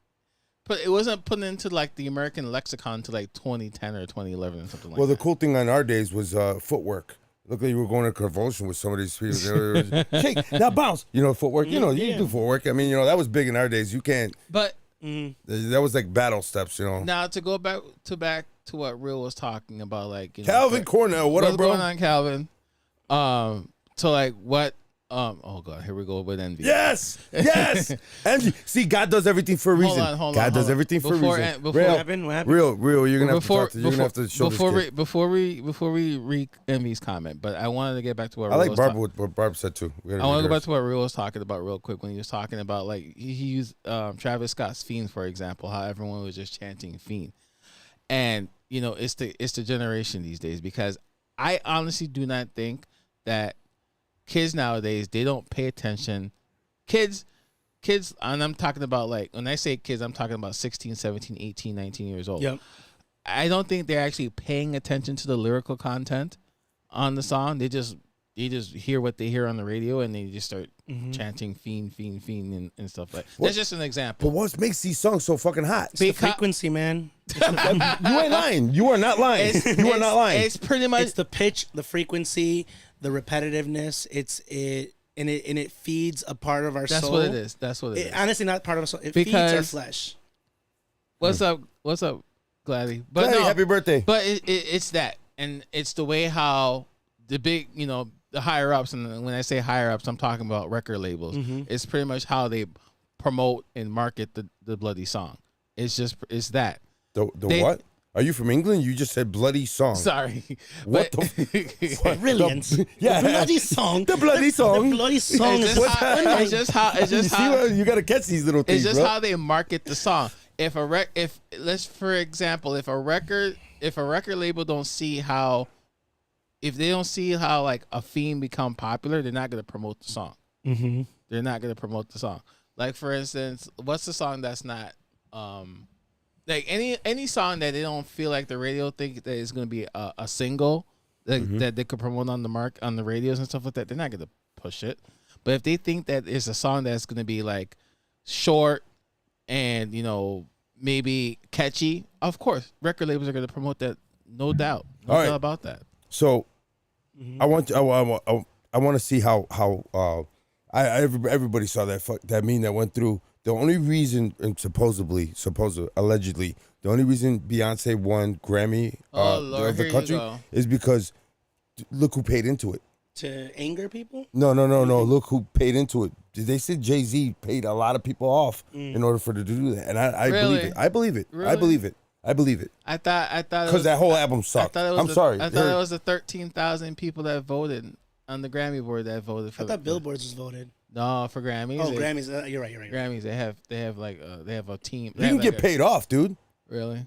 If I had Jay-Z's money, I could probably pay a bunch of people, and I never even sing a country song, and I'm gonna win a Grammy for it. Money talks, bullshit walks, right or wrong, right or wrong. Because I'm sorry, and I said this before. Look at I mean, that's more spiritual I actually shit did to listen. me. I actually did listen. I didn't listen to Cowboy Carter when it came It's out. horrible. But I listened to it after the Grammys and. And what a slap in the face to all these other country singers that are out there that busted their ass that are country singers. They don't go out and rap, and then they come back and say I'm a country singer. I mean, look at the whole situation with Lil Nas X and Old Town Road. Oh my Road when God. that came out. Oh my They God. didn't think because when they first came out, they didn't think it was country enough. So is that guy? Don't look at my truck or whatever. He's a brother. Don't mess with my truck or some shit. I forgot his name. Okay. I know forgot the the name of song, the but I don't know song. his name. Yeah, don't mess with my truck. I mean, dude. I mean, literally, and he's. You looks- can drink my Yeah, drink. yeah. You can, Yeah. And he's a brother, right? I mean, look at that. I mean, he made it. I think he had one. But yeah, but that's just. Yeah, well, I mean, they said that Jay-Z paid a lot of people off in order for her to win that Grammy. Because in all honesty, if somebody said Beyonce for country music, I would have laughed. I would have been like, scratched off. No. Well, look at the No. whole. Well, okay, like you could using Beyonce as an example, but look at the whole situation when Beyonce dropped Renaissance back in 2022. Everyone criticized it because it was like house music back then. Like it was like why is she tapping into the house music lane? Oh yeah, I remember that. Yeah. That's right. When she And dropped then, the the Renaissance music. LGBTQ community and everything, they kind of took it. Some people took offense to it. I remember there was a big stink about that. So yeah, that's just Yeah, but that should have never been. That should have never been. She shouldn't even have been considered. Sorry, bro. She's not. You're not. You come out with one album, and I'm gonna give you a Grammy for it as album of the year. Are you out of your mind? It was coming. It was coming by who? The 13,000 people that voted on the Grammys. Okay, cool. Well, I just sent them $1,000 each. Have a nice day. Thank you very much.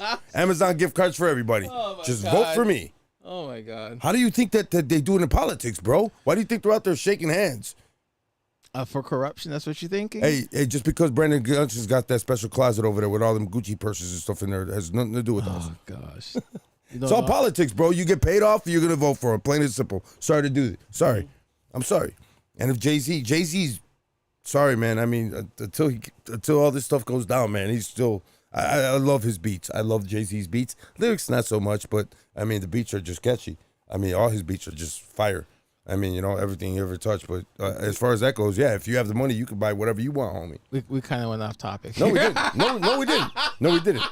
It's like I said it. I said it. Bad Bunny too. Real's been awfully quiet. I said. But I'm gonna be honest, I don't really get involved too much into the Grammys. So I think it's all a game. I don't think none of it is real. No. Peter I Ramos think, was going on. To be honest, all of these award shows, all of this it's just it's a game for us to separate, to I can't wait. entertain us, to get us off the topic of something that's actually happening. You absolutely, yeah. Hey, look over here. Hi, Yeah. when they're Look, over here. Yeah. Beyonce won country. Be mad at that. Yeah, be when mad in at that, reality, right, there's right. a bunch of other stuff happening. Yeah, we're right about to go to World War IV. Exactly. Nukes are about to be dropped on us. Hey, Yeah. look at the candy over here. But It's all entertainment. Won a country album. Oh, It's all entertainment. Yeah, you're absolutely correct, It's all man. It's all entertainment. BS, man. It's all, dude. I mean, does it really happen in real life? I don't know. Some of these movies, man, you'd be questioning them. Okay. So, back to what Real was Pete Rock, what up? Peter Ramos was going on. Back to what Real was talking about. He was saying that To hammer everything is a nail. what? I don't know. I'm trying. Did anybody ask any questions in the chat? Oh, there was not a yet. lot. Oh no, yeah. Well, no. Oh, Envy commented. Let me read. He was talking about music. He said it's not we the go. music. Put your thinking cap on. It's not the music. It's the false narrative that everyone runs with. I've seen people throw chairs when Garth Brooks play. It's the security and liquor consumption. That's what Envy commented. It's not the music. It's the security. Okay. And it's security and That liquor. can be a lot of the times, of course. I think, of course, he's but definitely right there. But we talked. Yeah, I know. But we just talked about this. Is that it's a matter of choice. It's a matter of choice. It's a matter of choice. Like you're not the one. But do you think you, as a DJ, when you play your tracks, do you think you have at all throughout the night any responsibility through the messages that you send? Any, like even if it's even if it's 5%, do you have any responsibility? I'll be honest with you. I mean, obviously I have to play to what the crowd likes to hear. I don't particularly listen to me. I don't like to particularly shut up, Al. I don't particularly like the music that I have to play to these kids, but they want to play it. Okay. Al and I talked about this all the time. If I had it my way, I would do a house music set at any of these places that I would play all night. Okay. That's my choice. So then how can you make it your way? What do you have to do to make it your way? Unfortunately, I can't really answer that question because it's that. That's a good question. And It's that the is gen- the question. it's the gen- How it's can you the- make it your way? And that's what I'm trying to do this year. This year, It's I'm the navigating generation. and making it my way. I no longer want to play what you like. I only want to play what's good for you. I don't want to feed you McDonald's and Burger King just because you like it. I want to give you wonderful, home cooked, healthy meals. So, but how can I do that if all they want is McDonald's? So you got to figure out. He's doing what Kennedy's doing, but instead, food is music. Right? I'm trying. It's hard because That's gonna be hard, bro. It's hard because I do this full time. Yeah, I know. So there's no other supplement. So No. I'm like, how can I do this? That is a good question. DJing is That full is a time. good question. DJing plays my mortgage, my cars, everything. So like that's why. You heard cars. Okay. More than one. It's hard. It's hard. No, for real, it's hard though because you have to. And then he's probably gonna comment right now. But, He already did. But he's gonna comment what I'm about to say. Like you have to get with the times because what did he say? Like you'll be left behind if you ride on the train. You'll be left behind. But it's unfortunately it's the people it's the younger generation is what they want to hear. Mm-hmm. They want to hear stuff on the radio that they could gravitate towards too. So it is Rich Baby Daddy by Drake and Sexy Red. Can you imagine a 5-year-old singing "Make That Bleed"? But it's what they Hands on your knees. But hold on. But hold on. Real said a few minutes ago, who's responsible for that? Is it the parents? Yep. So it's the parents that's letting their children listen to stuff like that on the radio. Yep. Absolutely. So I don't think. Ooh, yeah. See, when I was you're not a parent, you won't know. I'm not a parent. You're absolutely correct. But when I was shut up. But when I was growing up, my mom, she wouldn't really let me listen to a lot of because growing up in my house, I have a Jamaican. My parents are Jamaican, but growing up in the house, it was nothing but Bob Marley. It was nothing but it was like reggae music when I was growing up. And then when I got older and I started listening to other stuff, I'm like, all right, I like this. But then when I started off listening, I loved house music and I loved the trance and stuff like that. That's how when I started off DJing. How did you start listening to house music? CDs. I would download. From where? I would download music from like Napster and stuff like that, and I would just burn them on CDs. So that's when I started listening to like Euro music and stuff like that. And then when I started off DJing, I only started off playing house and techno. Oh, isn't that ironic? See, but you growing up listening to reggae, like that music spiritually is on a higher level. Yeah. Right. It's good music for the soul. Yeah. The lyrics are good. Like it ain't about all this sin, especially if you're listening to Bob Marley, especially if you listen to Exodus, all these albums. You man, I just lost my train of thought. Going into reggae, FYI, do you know what the song "Murder She Wrote" is about? Yeah. Okay, so going out and dropping "Murder She Wrote," if you're someone who doesn't believe that that's a right thing to do, what is it playing a track that's against your own belief or your own moral? That was another Jamaican song that they were talking about lynching a gay guy. What the hell was it? I know you're talking about. Yeah, bro. I mean, and it's popular. I mean, you play it at the clubs, bro, and everybody goes nuts. It's TLK's Chichi Man. Yeah, Chichi Man guy. Yeah. The body when they rope. I don't even know what the fuck they say. Basically, they're saying that if you see a gay man in the streets, you should kill him and burn him and stuff. Oh my goodness. Yeah, that's that song. Yeah, and song. It's a popular song. It's a popular Even song with the Latinos. It was a popular song by it was a popular song by TLK. It was done in the 70s or 80s. Nope, 2008. Really? Yes, Dang. Is that new? I thought they that 2008 was a remix. So we got all these songs with these 2008 lyrics that are just... because I did the whole. I remember when I went to college, I did the whole. Pretty much did the whole research on homosexuality in Jamaica and stuff like that, and I referenced their music and stuff like that. There's other musics too, there's other reggae music that promotes homosexuality against. They call it murder music, basically, back in Jamaica back in 2008. What did Ramon say? Don't worry about him. Just don't pay attention. Don't pay attention to him. It looks interesting, but I can't tell what he said. Nah, he's actually you know Envy, right? You met Envy. Oh, before. Envy, yeah. That's Envy. That's DJ Envy. So yeah, not from New York either. That's Chicago Envy. Chicago Envy. That's Chicago Envy. It's different. But yeah, so that's back in 2008, there was a whole campaign about that in reggae music, reggae dance, all about the murder music and stuff like that. TLK. Beanie Man and stuff like that. There's a whole bunch of hate groups that's trying to, all right, so he brought up stuff like that. That's a great question. Now that's Envy. Bravo on that. Bravo. What? Because I was actually approached because I'm still playing like P Diddy and Biggie and stuff like that, and back now. Will you stop? A lot of people stopped playing R. Kelly. I didn't. His music did nothing. His person did. So he got convicted of whatever. Prince, Michael Jackson, like that. I said this on the show. Are you going to stop playing it because if he gets convicted? I said this. He is convicted. I said this on the podcast last year. I'm like, a lot of people don't separate the artist from the actual person. A lot of people they combine the two. They don't separate the artist from the person. R. Kelly does make great music. He just have a questionable background. That's about it. Yeah, but what inspired the music? Good question. When he's saying "Come back to my hotel," and he thought of those lyrics. Oh man, it was last night when I told her to come back to my hotel. Like when AJ nothing but like, what is he? What inspired the AJ music? nothing but a number. Yeah, that's scary. What inspired even your favorites? The Ignition, song. Cisco song. My Y'all know that's Story. about Like, that there's song. some songs that have nothing to do with sexual anything, but what inspired the time where he wrote it? You know, what inspired that? And that's where you kind of have to draw your own personal line. You know, I mean, that's based on each individual, in my opinion. Damn, It's tough. damn, you suck, bro. I know, bro. It's hard, bro. It's not easy. And I'm gonna say this: it is not easy to be a morally good person and a phenomenal DJ at the same time. All right. It is not. You can do it, but it is the hardest thing to do, because you gotta look back. What are the meaning of these songs that I'm playing? Even if it's hot, I gotta play it, right? Because they want it. So that's that method.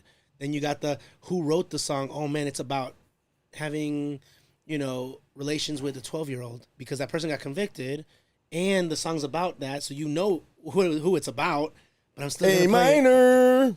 Like whatever it may be, man. The same, man. It's like So I'm gonna go. hard, man. So It is. It's hard. So It's they're hard. so they're saying that we didn't go through the comments real quick. So I'm gonna go through the comments real quick. comments. This segment is brought to you by the industry DJs. Comments. So Barb has a question. She said if you're at an event and the crowd requesting a specific kind of sound as the DJ, have a different set planned, how do you feel afterwards? Do you leave the stage satisfied that you played your best, even if the audience wasn't engaged? She always has awesome questions. I swear to God. Man, I had one set for a prom that I completely went away from a lot of their requests, and this was like the first day where I was impacted with I need to be morally correct. These are kids. I was on fire this day of like, nope, I'm being pure. Strict. I'm being pure. I'm being righteous. So I was playing the fun, poppy, cheesy stuff, but I was crushing it, and I left that gig even though I didn't play nothing they wanted, none of the sexy reds, and this was last year prom season. I felt so satisfied leaving. I got home. I felt so good spiritually. After that, I started to lose it a little bit. I started to give in to some of their tracks, and I felt the crowd was amped up more, yet I didn't feel as good.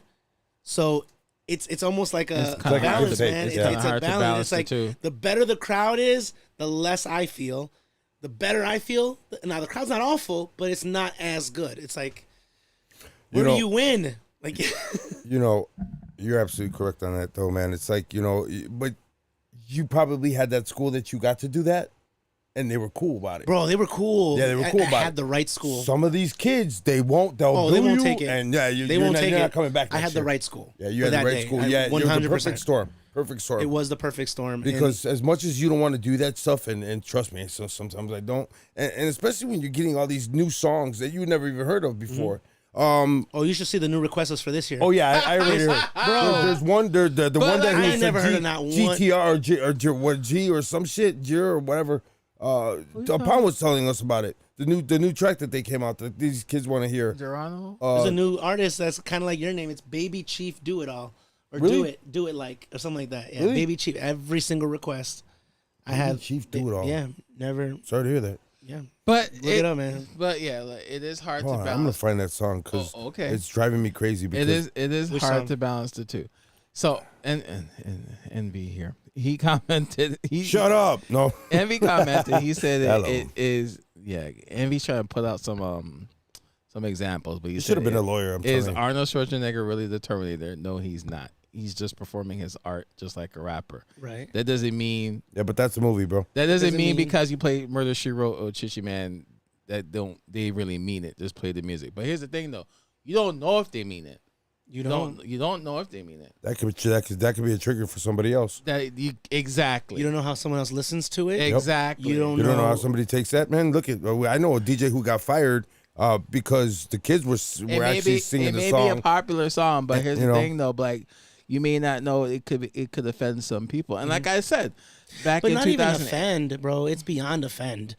Like everything you can do can offend someone. True, you're right. But it's more like motion. Are you putting something in motion that is evil, bro? Like you're talking. I'm not familiar with this Chi Chi song. I'm not familiar with it, but like Murder, She you're Wrote. telling, for example, Murder She Wrote. It's not really telling her to do the abortion. It's just telling the story of a girl who does what she does. Yeah. She's aborting every week, every month, whatever it may be, right? And people are dancing to it and grooving to it. That's a subliminal. People don't know what the song's about. You're right. You're absolutely correct. Now there's the subliminal, and then there's the straight up out there. I'm telling you what we're doing. Yeah. And at the end of the day, man, TOK everyone can defend it. TOK but we're Teacher Man messengers. is basically like that. They're basically saying, if you see a gay man at the bar and stuff like that, you should, hurt them, put violence on them, burn them. Fucked up. That's what the song is. So I don't play it. I don't even think it's in my. I don't even think it's in my Serato I feel playlist. like all DJs should have do not plays. If you don't have at least one song that you're like, I don't play that song, and not just because it's a corny song, or you need to have something. You need to. I don't play anything Chief Keef. When people ask me if I have any Chief Keef, I say I don't have it. I hate Chief Keef. I don't have it. I can't don't. stand it with I these can't. kids. No, it's not. It's that, and because it's like, and I think, I think because it's what he stands for, and him as a person and stuff like that. It's not like it's not like an R. Kelly. It's like he actually, does the stuff that he does in the songs and stuff like that. So I can't play any Chief Keef. It doesn't feel right with me playing. I don't like Chief it. Keef. You know what's a tough one? I can't play. I will not play. I don't like. I won't play any of his albums from Bang 3. I won't play. See, and there's a reason for that. You have a reason in your soul, in your heart. The reason I'm not playing it is because I believe blank, right? Yeah. And that's good. I think all of us as messengers of music, as the chefs that we call ourselves, that's our job, man. Our job is to filter that stuff out and have some type of morals. But like you said, real, it is hard to balance the two because You got to make these kids happy, or else you're not going to come back next year. Exactly. And it's harder on us because these aren't our accounts. These are our brothers' They accounts. could be our brothers' accounts. They could be got someone who's booking us many, many times. All of a sudden, we did one bad one. Now we lost all 5. Like, Yep. I get it. One thing with working with the sports teams is we have on our contracts, we have what type of music in a very, very specific manner on how to play it and what not to play and what. And I love it because I follow that with my private events. Like, do not play music that entices violence. Do not music that entices drug use. Do not. So those are like for the sports teams, right? And then we have do not play artists. And every year new artists get added to it. I'm gonna Silento. Watch Me Whip. Yeah. Watch Me Yeah, Name. we played He that. has been added to the do not play list for the Chicago Bulls because he murdered his cousin.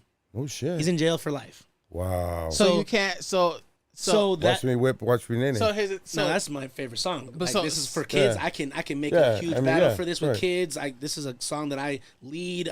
Boom. Well, because he did something stupid. Falls on him. but see, that's the thing. See, Separating the artist with the music. exactly. I was just about to And say that's what that. I was asking in the first You- place. That's honestly, I don't think that's right. That's just my opinion. Yeah. Because you again, like you're separating the art from the person. Like he's making a song like That has nothing to do with killing. exactly. See, and that's where the I feel like the line should be drawn. If it's someone that, this is purely my opinion, they did the crime and they sing about that crime, and the message that they're sending to their listeners is the crime that they are actually do, I feel like that's where you kind of have to see, like, is this music I want to play? Now, Watch Me Whip, Watch Me Nene, he's saying, hey, watch me do this dance, and then outside of that, the dude kills his cousin. It's like, well, he's not telling us to kill anyone in his music. Yeah. Right. It's not violent music. It's fun dance music. So it's tough, man. Yeah. I mean, every song right now is got something bad into it. Something. I mean, dude, I'm still tripping out, man, about some of the lyrics on Beyonce, like I was telling you about. Okay, go So ahead. Beyonce's lyrics, some of them that got really brought out. It's Nasty, like, man. They're demonic. yeah, very demonic, bro. It's like, what? And I never even knew it until I saw it. And then I actually heard the track. And a lot of the P. Diddy stuff, he talks about But, okay. what he did. Now, I don't know. Are you... but okay. So like Uh-oh. no, let you talking about Beyonce, right? So let's use Beyonce. Let's use a song from Beyonce that you think that's nasty and demonic. Let's what's the song by Beyonce? It was one Crazy, I think. Crazy. Crazy in Love? No, Crazy in Love. What was the Jay-Z? other? There was another one where she actually talks about being demonic in there. Oh, I don't know about that. Yeah, No, she does. Yeah, she does. Yeah, there's a song trying where to she's think of the actually line. talking about selling her soul, and she did all this other shit, and she I wears a follow this certain. Instagram page that kind of I'm gonna see if I can find it. So let's This is a good topic, man, because this is some crazy. There's so A lot much of people- out there. let's use it. So let's just use Beyonce. Let's just use a Beyonce song as an example. Beyonce's "Naughty Girl," right? Okay. So do you also have to think about that? Like, what is she really singing about? You have to think about that, and then also at the same time, you also have to think about, did she really write those lyrics? Because there are also artists that that They don't write all Yeah, this Bruno stuff. Mars they was a ghostwriter. they don't write their songs. They may have a co-writer or something like that in the songs. So you also have to think about that. Because most of these artists, some of these artists, there are songwriters out there that actually Which I think sing. is even scarier because you don't know who the songwriter is. True. This can be someone that you have no idea what their intentions are, and they write this song and like, okay, I'm gonna give it to the most popular artist out there. Beyonce. I'm gonna push it to Bruno. I'm gonna push it to Beyonce. I'm gonna push it to Sam Smith. It's a big one. Doja Cat. That's another big Well, one. look at what happened to Sam Smith during that fucking Bro, award I show. don't, That I don't was touch Sam Smith no more, bro. that was crazy, I don't bro. touch Sam Smith. That was absolutely insanity, Unholy? For bro. Unholy, yeah. Yeah, that was After insanity. That was a little I over had the top. bro. I had to turn my TV off for that. I couldn't do it. That was kind of It was kind of. I got a strong stomach, and that turned my stomach. Yeah. Okay. Oh, all right. They ain't gonna comment, but okay, it's fine. It's fine. Well, comment. I want to know, man. Let's talk about this shit, bro. I mean, I don't. The video and then his performance that he did a few years ago on the Grammys, I'm like, okay, that's a bit much. He's pretty much promoting, He's promoting the devil. he's promoting the devil a little bit, not even a little bit. He's promoting the devil a lot He's of wearing it. his outfit. And But fire, yeah, but A little bit, yeah. With stilettos. I don't know about that, bro. horns. Yeah, well, what the hell's going on?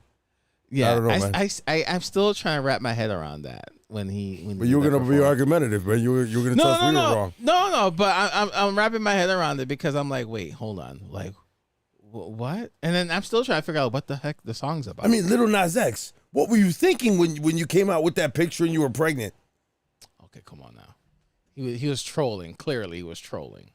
That's some devilish shit, bro. He was clearly. That's some devilish shit, I'm with Al bro. on this one. I'm sorry, that's some devilish was shit. clearly- That was not cool, bro. He was That clearly. was not cool. He was clearly trolling. That was not cool. And then to put it out in the masses and see these kids seeing this shit. Mm-hmm. Come on, bro. That's not cool, bro. That was not cool at all. You want to make a statement, you make a statement, but that's a little. You keep that. You know what I'm saying? It's kind of like when you used to go back in, used to go to 7-Eleven and they sell the magazines and the nudie magazines were in the back where you couldn't reach them. Yes, I know. Yes. Well, keep that same format. You understand?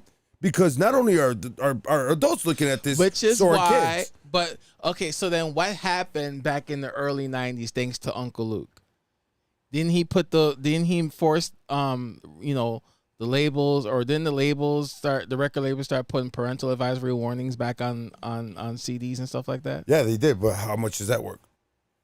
Yeah. It's up to the consumer to choose what they want. Okay, cool. We're going back to it's a matter of choice. Ooh, I'm so happy you just said that. but- It's up to the consumer what they choose, right? And it's up to the seller who sold it to the kid. Except they show up at a venue and they show up and they're forced to listen to what we play them. It's kinda like- so it's not their choice. We're playing the music they're forced to listen to because they're walking into an arena, they're walking into a bar, they're trying to have a nice dinner date with their girl, and all of a sudden, what we're playing them, we're forcing them to hear. So it's not their choice. It's not their choice. But listen to How about Baby Got Back? Let's go back. Oh, okay. So let's use Sir Mix-a-Lot for example. So pick up the two back then. Try to pick up two CDs of the two albums. Try to pick up his album, right? One, the parental advisory warning, and the one that's not the parental advisory warning. Don't you think it'll probably sound the same? They'll probably edit out a couple of things, but A lot of things. But it'll sound a little differently, right? When you listen to it. I don't understand about the set of these shit because these kids don't listen anyways. They're gonna sing it word for word, regardless. Why? Because we're going back to this again. Because parents let them listen to it. No, not only that, but it's catchy, and is what they I don't care how catchy. There's a lot of catchy shit out there. Is what they see on social media. So sorry, Okay, I'm a smoker. I'm a smoker. I hope that Someone my said kids. there is a time and a place for everything. You're absolutely correct. There is. Art Oh is yeah, art. yeah. Voodoo said that. There's a time and place for everything. Voodoo. There's What a up, time. bro? There's a time and place for I everything. don't think there's ever a time or place for evil. I'm gonna be honest with you. I don't think there's ever a time or place for that. He's here, bro. I think someone commented, and I never understood this, and who said this? My aunt actually. She said that because she sees me playing at clubs and stuff like that, and she calls it the devil's playground. She calls it. How do you feel about that? She calls it the devil's playground. And dude, they're into. Hey, bro, you guys got. Hold on. What's that witch doctor's name? Whatever, Al. No, seriously. I don't know who Puerto you're Ricans have it too. I don't know who you're talking about. In Puerto Rico, there's a lot of witchcraft out there. A lot of witchcraft. There a is, lot. however, I don't know A why lot. he pointed at me because I'm not Puerto Rican. I thought you were wait.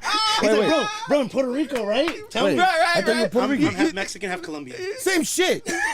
Same shit. Nowhere near Puerto Rico. Bro, But I do love Boricua. I love my Boricuas. Hey, you don't speak Puerto Rico, Mexican.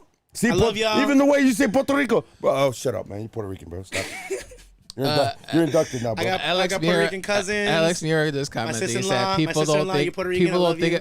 People don't think about it as much as we are as we digging into deep like this. That's what Alex Muir. No one digs this deep into it. Most people say, dude, just do what you do. Just play what you play. Who cares? It's not that deep. It's Correct, not that, and I get it, but there's a moment where you take the red pill and there's a moment where you take the blue pill, right? And the blue pill is wonderful because you don't got to think about it. Everything's fine. You play a dirty song, who cares? But once you get deeper into it and like realize, man, one day I'm gonna be judged for what I've done my whole career, and I thought I was bringing joy, but I did what? No, when I played that song, I didn't mean to do. No, like you don't. I don't This think is people deep understand. because you're getting into the spiritual side of it. Yeah, and we never man, did you this. don't But understand. see, okay. All right. I get you. I hear you. Who is the angel of music? Does anyone know? No. It's Satan. He's a beautiful singer. Really? Yeah. He's the angel of music in heaven before he came down. And after he's kicked out of heaven, what do you think he's good at, man? It's music. Music. It's music. Subliminal messaging. He's wonderful at music. So But then there's there's Damn, man, I don't want to quit DJing now. What's wrong with you? No. 30, You can 38 be years an of this impact shit. though. You can do some. You know what? And this is all. We're on a podcast. This is a chat. This is something just to think about. But No, this is awesome. when I love walk it. out of here, this could be something forgotten. This No, could it's be not. like it never happened. No, But it's- this is. I just want to. Voodoo just Since I'm on the commented, he said- podcast, Voodoo I just said- want to tell you what I'm about, and that is my path. That is what I'm about. I'm about like trying to open people's eyes to like what we do in our career, and I don't know if I'm gonna be doing as successful as I've came. I could be one of those people that say, you know, I'm dropping this career. I'm not doing this a day in my life because God is sending me a different way, or I'm someone who's gonna change it. I don't know. I still don't know what that future holds, but hopefully I inspire somebody with these questions. And This is crazy. I know, man. Al. I mean, I already see you thinking, man. I've been when we were first talking about this, bro. It was you saw my eyes light up. 'Cause Nathan this is Scott, what's something going that's- on, sir? Nathan Scott, what up, bro? I saw you with Bill last week. Congratulations, man. I heard you guys killed it. What did he say? Does that make it okay? Does what make what okay? Basically, what he said in that what did he say? What did Voodoo say? Voodoo, bro, you can listen to Water, which is WAP he and said Kids WAP, Bop. WAP is the best example of, Yeah. Well, yeah, WAP is the best example of of being the number one song. but you know what happened back? You know when that song came out though, there was a lot of backlash. Like a lot. That's of why people- Kids Bop picked it up and they made water out of it. They did. waffles and pancakes. Bro, I remember that. Yeah. Huh. Waffles and pancakes. That was that was Kids Bop version of WAP. Get them waffles and pancakes. But no, that's a great example. Like, Oh gosh. you know, let's put the most popular, most wanted, most desired songs to change the way you act as a teenager and set you up for failure. I'm gonna set you up to be a a baby mama. I'm gonna set So, you up. wait. But it's not only in music. It's, you ever watch SpongeBob? Shut up. You ever watch SpongeBob? It's just not music. It's everywhere. Yeah. It's everywhere, So- bro. so Some wait, of that satire in these cartoons are like, You know whoa. what? Yeah. So then I have a question. Well, Real could probably answer this question. Well, God's gonna answer it. Shut up. No. So do you think that the way how music is nowadays, and you shut up for a minute because I know you want to say something right after I finish. Damn it. Finish my question. So do you think like the way that entertainment, especially in the music, could be in media as well, is that the reason why the generation is the way they are? Careless. 1000%. Because of music, because of you hear the rich baby daddies, or you hear sexy reds looking for the hoes, or you hear like, or you see stuff on in the media like Grand Theft Auto or something like that. Do you think that's the way that is the reason the generation is nowadays? I'm blaming Grand Theft Auto on the carjackings that happened and all the bullshit that happened during COVID, or with all the shit that happened. During The Kia beginning of the Boys pandemic. stealing all the cars. Yep. Yeah. I think that anything that you consume religiously is going to change you, right? So what is consumed the most? It's going to be music, especially for, I'm talking strictly, we're talking 10-year-olds to 20-year-olds, right? They are the music 10 listeners. years. I'm talking 10 years old. Yeah, man. 10 Even years old. younger 10 than years that, old. 5, 6. So Technically younger, but like I'm going with 10 because they know a lot of music. 11-year-olds. I'm talking 6th graders, 7th graders, 8th graders, and up. Once you're 6th grade, you should see very sexually active. Oh yeah. 6th and 7th and 8th graders very. Whoa. Very, trust me. Whoa. I'm sorry. Yeah. Whoa. For the parents in here, yes. Whoa. Yeah. Yeah. Zion, you're grounded. Shut up. No, but no, I think You ain't going to school either. everything they consume, from the movies, from the video games, especially the social media, it's completely impacting this generation. So that now when they're in their 20s and 30s, it's gonna play a huge effect.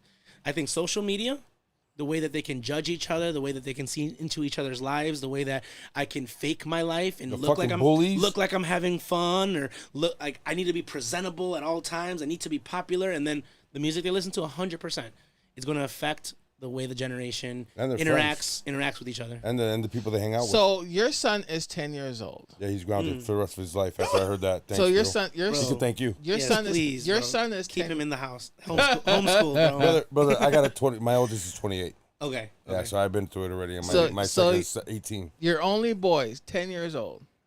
So obviously he's gonna get at that age where his mind's gonna start formulating to make rational decisions. So my question is, do you limit the music that he's playing or listening to? Yeah. Kind of for damn sure, I think the video games. No, I mean my son's into anime, so he listens to a lot of the Japanese stuff. The J-pop. Okay. J-pop. I Japanese pop. yeah, K-pop stuff like that. He likes that stuff, so that's good. And he likes like drum and bass. My son's like nerdy like that. Okay. Yeah, I call it nerdy music because that's that Dungeons Drum and and bass? Dragons. Ramon keeps having good points. He says clubs are not the Super Bowl show. Let's be honest. And each other, let's not play this. It's true. You're not playing to 119 million people, but you are affecting, I don't know, 1,000 every Friday. Did you notice? A rotating 1,000. So by the time your DJ career is over, you played a Super Bowl. Yeah, pretty much. Pretty much. But you know what? There's still a lot of like alternative rock bands and stuff like that. I haven't seen one that hit the fucking stage yet at the Super Bowl. Oh, It's always been R&B or rap. You notice that well, too? you I mean, could- rock well, and pop were really hot in the 2000s. Like it was always rock and Yeah, with a but there's pop still- artist. there's still a lot. It was always Coldplay. It was always, it was Kid Rock. Bruno, Kid Rock, Prince, Yeah. Purple Rain. Yeah, rained yeah, on he- him. yeah, And he- it yeah. rained that day, bro. It was crazy. Yeah, and he did the Super Bowl. I am wanting a more diverse. I mean, hopefully for Super Bowl we can have Right. a more diverse. I haven't seen. artists. It's always been rappers. It's been I was saying Eminem. last 5 years. Yeah, well, you could thank Jay-Z for that, but yeah. Oh yeah, because he owns half in the NFL. No, I heard about that. I heard about that. See, exactly. What did I just say with 'Cause what do we Beyonce? have- what What did I just say with Beyonce? When And was- it's only his artists that are When on was there. Shakira and J-Lo? J-Lo. Who was it? Shakira, J-Lo, and someone else. Bad Bunny. Bad Bunny. That one was the Miami Super Bowl. Man, That Super happened. Bowl. That was like 5 years ago. Yeah, that was like Yeah. 5 That was the years ago. last But before time. that, before that was Justin and fucking Janet Jackson. That was 2004. That was way long time ago. Well, that goes even further back because that's R&B and you know what I'm saying. That's So you're saying you're missing the rock and the yeah. And so maybe come up with some alternative bands out there, man. There's a lot of people that are making some badass music out there, man. I mean, Teddy, I really like Teddy's music. Teddy Swarm, you know. Teddy Swarm. Yeah, I love his music. I mean, I love the beats. I you love put the like whole. a Calvin Harris up there, and just to do a set. See, what that's the what thing. if there was a set That's the thing. for the That's Super the Bowl? thing. I do not think that I don't think and I said this yesterday too, because when I saw Kendrick's performance, I'm thinking to myself, they will not put an EDM artist on that stage for halftime. You will not see a Calvin Harris or a Dom Dalla or a John Summit or a James Hype on I that think day. you would. I don't think so. Someone like Somebody Calvin did Harris that. that has so many. Because think of all the features he has. I mean, he's someone like worked with every Calvin- artist, and I yeah, said yeah, that. that's right. Neo, Calvin- Chris or Dave- Brown. or Neo Dave- can happen. Chris Brown can happen. Rihanna can do her track. Right. We Found Love. Yeah, Calvin Harris, right? Yeah. I'm saying like someone like Calvin or someone like. I mean, I wouldn't want to see a DJ Khaled halftime show. No, 'cause no, you're- that's you're too I already much. seen DJ Khaled. I seen a DJ Khaled halftime show at All Star Game in Cleveland. How was That it? was no Horrible? No, it was bad. I think. He brought out Migos. He brought out. a couple people, but it I'm wasn't- sorry, it wasn't but I'm good. not a fan. I'm not a Wasn't fan good. of everybody who's like, you know he's a DJ? Yeah, I saw his episodes, his epilepsy episodes. Fuck out of here. He ain't no DJ, bro. He's all right. Like I said, I don't think they will ever put an EDM artist on that Super Bowl stage. If they Even do, a rock artist. How about a country artist? if they Country's do- hot right now. If they do, then they probably put like Who a Calvin performed in Harris Detroit there. Thanksgiving Day. Shabuzi had a nice show. He had a really nice show for the Detroit Thanksgiving Day. Is Shabuzi country? Yeah, he's country. Are you sure? Yeah, Really? Yes. They Yeah, consider Shabuzi's him. that's country, country. yeah. He's Really? country. He's straight up country. He's yeah. country. He was at. I think he won CMA's New Country Artist of the Year. Yeah, he did. Did he? Yeah, he did. No, Beyonce did. No, stupid. Stupid. No, he did. No, he I'm did. glad you guys laughed at me. I'm glad everybody got there because Alex. But isn't Sabin, that he how got you wanted right. to end it? Is what we all thought of the Super Bowl halftime The show? last, we're gonna- Since so that's the I'm hottest thing? I'm running through the Super Bowl halftime shows over the years. So the last time I could probably see was the Rolling Stones in 06. Okay. That's one. This is a blind rating, guys. He's gonna Tom give out, Tom Petty and the Heartbreakers in 2008. We're gonna blind rate. Bruce Springsteen and the E Street Band in He 2000. sucks. Bruce is garbage. Really? Yeah, I did. Yeah. You don't like Bruce? You saw the show? Are you talking about that show or just him as an Just him artist? as an artist. I saw that show. That show was good. Red Hot Chili Peppers. That's in a great band. 2014. They had 2014. That was a good show. Yeah. they I'm gonna brought rank out- that one at number 8. Number 8. One And through 10. then, well, 2015 when they had Katy Perry, but she also She's brought a pop out- artist. Missy She's not- Elliott. she also brought Missy Elliott and Lenny Kravitz. Yeah, so I'm gonna put number 5 for Katy Perry, Missy Elliott. And then Coldplay was 2016. wait, Lenny Kravitz? You said? Yeah, that's right. Lenny Kravitz was on there. Yeah. That's right. Yeah. So Katy Perry, Missy stole the show. I remember that day. Yeah, and then Coldplay 2016 With who? Bruno Mars, Beyonce, Again. Mark Ronson. Again. But that show was Again. good. Yeah, but what was leading it? Who was there? Who were they there to see? Not him. Coldplay.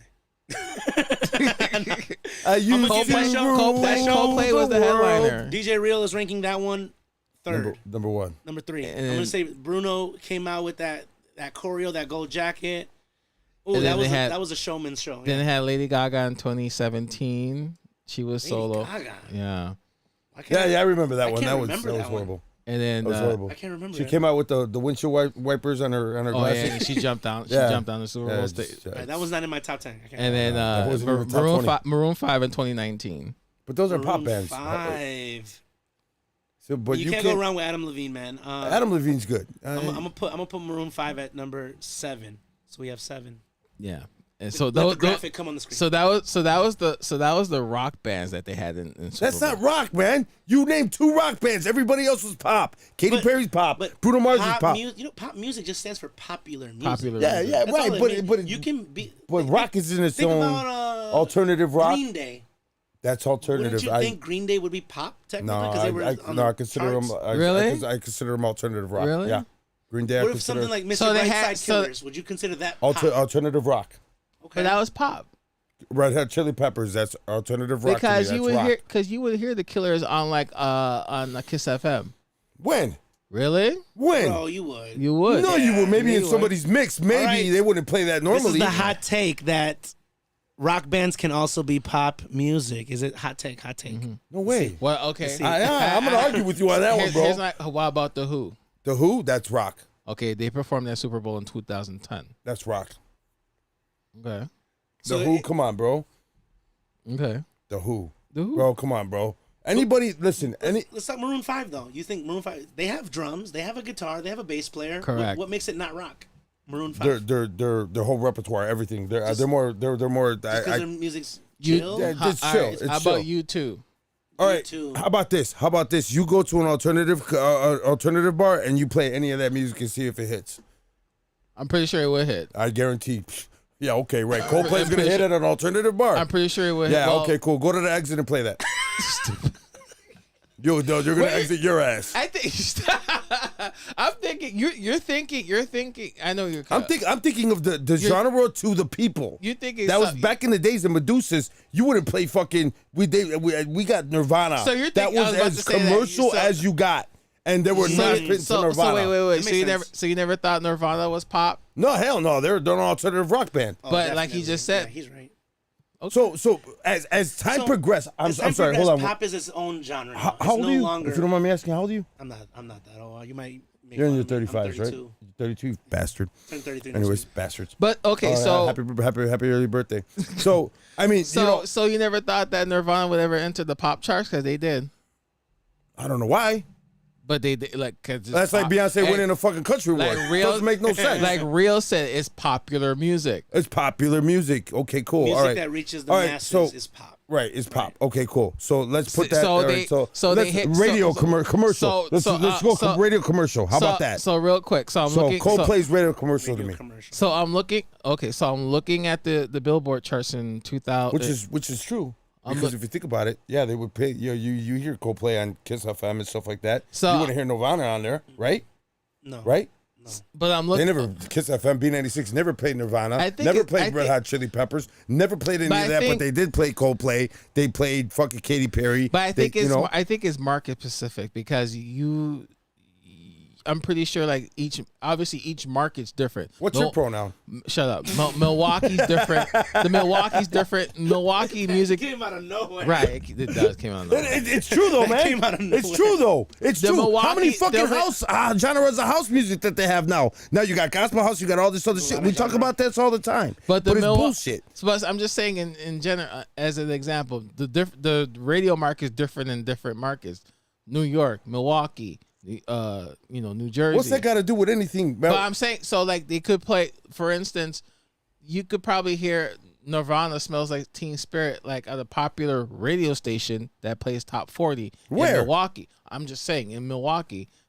You may not hear it in Chicago because the not top our- 40 is not. It's not different. That would have been But- like a top. That would have been like a fucking Casey Kasem in the morning. I'm doing research on that. So I looked up "Smells Like Teen Spirit" Nirvana.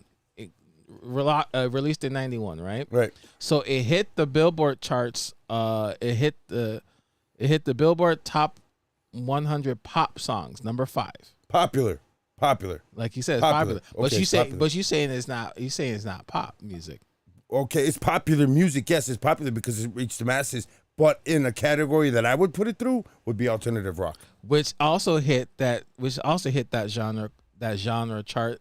Also in '91, hit number 7 Okay, awesome. in the Billboard charts. That's great. That's awesome. Now, this is where I draw. The line. Wait, real quick. And tell me if I'm wrong. Number 7 in the mainstream rock and the Billboard charts. Number 1 in the alternative airplay charts in Billboard. Okay. But it also hit number 5 on the top 100 charts from Billboard. I think there is a key definition to pop music as a genre. I think it has to have an up-tempo beat that's danceable, a melody that's. I think there is a specific definition to it. Yeah. Besides the origination of pop music being popular music. Mm-hmm. So you're both right. At the end of the day, you both are right. He just doesn't want to see us argue. I like your podcast because of the arguments. Yeah. I'm gonna be honest. Like I like the way you two like the arguments is nice. Well, I like it's it. crazy because we're two totally different. First of all, two totally different 1000%. Totally. generations. Which is why. you know? Which is and the which new is generation why, is fucked up. okay. Sorry, I'm being honest with You you, can't. bro. Don't put me in part of that new generation. I'm Well, sorry. so- I was gonna say, Sometimes the way you how are you think. guys do different generations? What you mean? Dude, he's in his 30s. I'm in my 50s. 50s and 30s. Yeah, Okay. he started in the digital area. I started in analog. Oh, I started with straight turntables and vinyl. So Okay, don't okay. put me in that. Don't put me in that new generation. I'm not putting you. Some people- You're on that teeter totter. some people want to put me out there in that generation like that, but still, Well, some people. I'm- We're all right I'm- then. I'm- If it's more than one, then we're right. I'm somewhat with you like that. I'm somewhat with you, like, you know, in terms of like what the kids want to hear nowadays. I'm not trying to defend them, but I'm just saying, like, you know, when you play the stuff that they hear on the radio or they dance to it on TikTok or Facebook and stuff like that is what they want to hear. If not, they're gonna leave the club or the bar that they're at and go down the street and probably want to hear something else. I've seen that happen. I mean, bro, Eric Clapton. I've seen- Eric Clapton came out with cocaine. It's a whole song about cocaine. Eric Yes, Clapton, one of the best fucking guitarists in the world. Yes, yes. I mean, he's a great artist. I remember that song. They You remember? They played that. Yeah, and that They played in the high. They played in the hallways at my high school one time. See, that's I remember fucked that. up. Yeah, yeah. All he talked, the whole song is about cocaine. And he It's specifically interesting. says it. It's interesting. Specifically says it. Cocaine. Every time I wake up in the morning, I'm gonna do a fucking line of cocaine and go to sleep. Cocaine and all the whole song. I mean, it's crazy. And I mean, bro, and they played it religiously, and I'm like, wait a minute. But we also had Eazy-E. We also had NWA, which just the name NWA, if you said it out loud, you know, it's like, you know, I mean, we had, you know, Nasty. We had Dirty or Nasty Nate. We had Luke. We had a whole bunch of guys that I mean, you know, who was actually banned for a while. Oh shit. I forgot who was banned, but back in our day, somebody was banned for that. I mean, because of the lyrics of the song, they were just absolutely brutal. You ever saw Straight Outta Compton? Mm-hmm. Or you saw that movie? You remember when they went and they said "fuck the police"? Remember that song? It was very controversial. And dude, the cops were getting fucking, you know, bottles and bricks. Remember? And then they went to St. Louis or something, and they were like, "You're not performing that song here." So then So then bringing it back, performing a song Go ahead, 'cause with I have a some question lyrics for you. and then all of a sudden people are acting on those lyrics. Right. Now you're beating up police officers because the song tells me to do it. Right. Like, and as DJs, like, we get all these artists that we like, we don't like, and we're playing that same music. That's what I'm saying. Like, But hold on. You're giving a proof. But for your argument's sake, remember they didn't get hyped inside that movie until the cop turned around and the chief came up to. What I'm saying, trying to end it. And he was like, "Look, dude, just do me a favor, just don't play that song." And he was like, "What do you mean? That's one of our top songs, hit. Right? It's our top hit." And that's when he came out and he goes, "Yo, these fucking cops out here don't want me to play that song. Remember that?" Yeah. And he got the crowd hyped, and that's when the shit went off. But at that point, it needed somebody to get him Detroit, hyped. no? Detroit, I forgot. St. Louis, Detroit. It's the same. So I have a question for you, Real. For this whole conversation that we're talking about in terms of music and stuff like that. So do you think? Well, I think I pretty much know the answer, but I want to know why. Why do you think that we are pretty much pushing the influence of what we should play what these kids want to hear at the clubs? Like, for example, like when we hear like a sexy reg, why are we forced to influence the crowd as DJs to play stuff like that? Why are we forced? Well, I don't think us as DJs are forced to do anything. Well, not forced, but like, why do we give in? Oh man, we give in because of the fucking nagging. Shut up, Al. Is it oxytocin? Is it what's the hormone that gives us that high? When we work out, we get it. When we have endorphins, our endorphins, right? We get that sense that like, wow, look, I played this song. Who cares what it said? But I got this crowd to do what I want them to do, to lean to the. Now I look good. Now the bar looks good. Now they're. And at the end of the day, what makes you successful as a club DJ? What's your success? Why do you get hired back to go to the bar or club? Why are you looking at me, Al? Because you're speaking. I mean, you're asking the question. Otherwise, no. Okay, I'm sorry. I'll look away. Like what? Why would a club want to bring you back? What's their number one reason? I hear it all the time, Real. They like what I play, and you know I'm gonna use LG's bar in Old Town for example. They say all the time that I'm one of the best DJs out there because I pretty much know. Shut up! I pretty much know what the crowd wants and what the crowd likes to listen. Okay. And the bar staff likes what I play and stuff like that. So that's the reason why I'm. So it's purely because they like your music. Yeah, they like. Is there any business incentive? He's not an MC either. You don't talk on the mic. Do they make more money when you're there? That's a good question. I can't answer that because I'm not. And DJing or prostitution? I don't know. I can't answer that question because I'm not there when I'm not DJing, so I can't really compare numbers and stuff like that. Some bars, some places will let you know. Some places will not. Obviously, they don't want you to feel like you're too powered. Correct. It's too powerful. But no, they always say that I play. Like the staff prefers me there than any other. Because you play to the crowd. You play stuff that they can sing along to.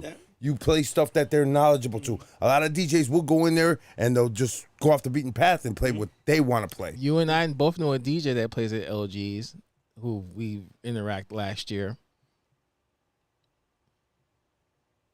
Why are you making me think, bro? DMC. Oh, wow. Okay. Fucking horrible. Well, there's usually a trickle effect that if the staff likes when you're there, a lot of times they'll notice, man, I get like $300 tips on those Saturdays that he's here. Yet on Fridays, I only get like $220. I wonder. And then as the time, there's something about that, right? You might be bringing in more money than any other person because you're enticing people to stay longer. You're enticing people to spend more money there. The business. At the end of the day, the business potentially could care less on what you play because they want to make money. No, that's what it is. Not anymore. Well, you don't think so? Not anymore. We talked. A lot of clubs. We talked about a lot. Like I can't have a big opinion on this because I don't know. You always say this all the time that most people are not going out to the clubs nowadays. I get that, but nowadays it's pretty much like they want to keep the crowd in as much as they want because they need that money. They want the dollars. They want the dollars. Shut up. They want the dollars to come in because, they don't want their business to close and stuff like that. So the short amount of time that they do have, they want them to maximize on that time. So you want to fucking sit there and risk? Why are you yelling? Because we talked about this. Because I'm kind of a business owner here, so I'm going to tell you right now, I am not going to risk all my fucking hard work, my money, because these punk ass kids want to hear this shit, and they're gonna go out there and start a fight, or somebody's gonna get shot, and then I'm gonna lose everything that I've worked hard for. You understand? We talked about. So you know what? There's a lot of bar owners that don't want that shit played because it brings in the riffraff. I don't care how many bottles I sell. I don't give a fuck if you want to put me on TikTok. I'm not paying you for that. But we talked about this too. Most places prefer profit over people. Most people prefer people over profit. Well, let's look at the establishments that are successful, that are still around. Okay. That have. I mean, listen. That's because they put people over. That's because they put people over profit. They rather have the security, so they'll spend the extra money on. Bingo. They have security. Bingo. That's exactly. If you want to have that ratchet ass place, hey, by all means, but make sure that you're good with it, and make sure that the police department is going to be good with it because they're the people that are going to be getting called all the time. So now I have a question for real. Because I'll shut up. Go ahead. So now I have a question. So now I have a question for real because, we're talking about musical content now. We talked about this, and it's a good thing that he's here now because then I can answer this question. We talked about this in season 1. How we talk about how it's the safety of how is it the music that starts all these fights and stuff like that because of what we play. Do you think that's the case, Real? No, it's usually somebody. Will you let this man answer this question? No, the fight isn't started by the music that is played. No, but it helps give you a nice little soundtrack to your fight, though. I'm letting it feels as someone who comes in and sees your girl touching someone, or sees the guy that stole money from you last year, or somebody that just stepped on those beautiful Jordans. Someone that just stepped on your J's 1988s. Oh, you just got them, right? There you go. Yeah, bro, I got these. $1,200. No, bro, I paid straight stock. I got them in Pittsburgh. They were on the shelf, bro. Oh shit, bro. They're like $1,200. I did a gig in Pittsburgh. Showed up to the Foot Locker. I always try to show up to a Foot Locker whenever I'm in a different town. I'm like, bro, They out here on the shelf, last pair. But no, but you know, That's we God's work. all. But here's the thing, though. I guess it's a matter of choice because we all have a choice of like what we play. We do have a choice. But what we play may start, you know, that what we play may start that individual to start, you know, deciding to drink, Mm-hmm. decided to act a fool, Yes. and may start a fight with someone else in that damn club. Yeah, man. You provide the soundtrack for people's emotions, and if the soundtrack you're playing is angry, it will raise the heart rate. It will The heart rate. It will I raise like your heart that. rate. It'll get you, into a mood. Now, if you're going to a place and you've already settled, I'm gonna drink when I get there. That has zero to do with the DJ. But like, when they're in this state of mind, when they're not in their 100% sober mind, like, is your music A trigger. influencing them to do something? And I think that's the question that every DJ, man, you should really think about, man. But here's the thing, though. A DJ is the one that sets the vibe. A DJ is the one that You're setting the vibe, we're setting the vibe. We're setting the tone. tone. So we're the one who's providing a soundtrack to set that vibe. So it could be any ratchet stuff that you be playing, that you starting off in the club. You could play something ratchet, and girls will be freaking twerking on bar tops and tables and stuff like that. Don't you think it's like You know what? it's I- part of? you It's know part what? of don't you think it's us as the DJs that's starting stuff like that? You know, But here's the thing: Hold on. you could also music triggers anything. You could also factor. Correct. I agree with you that, but you could also factor in the environment too Mm-hmm. of where you're And playing. all of it plays a part, which is why your aunt has said to you many times that it's the devil's It was playground, the devil's because playground. there's a lot of things moving, a lot of moving pieces in this space to make people make really bad decisions, and you just happen to Here be comes 1/10 of that piece. Here comes envy. But that's All right. that's the talk, man. So, hey, real quick, he's got to head out soon. I know, so, I we're gonna go ahead. But before that, I had a girl fucking come up to me crying one time at the club. I mean, bawling out because the song I was playing was her and her best friend. Her best friend just died in a car accident, Oh wow. and that was one of the songs that they always club to. And she came out, and I played that song. I just out of the blue. Yeah. And she turned around and she goes, "I haven't been out in a while, and I came here, and nothing told me to play it. I just played it. Something told you to play it. Something right." When right. you're seeking through music, what do you think It is was the that- beginning of the night, there's too.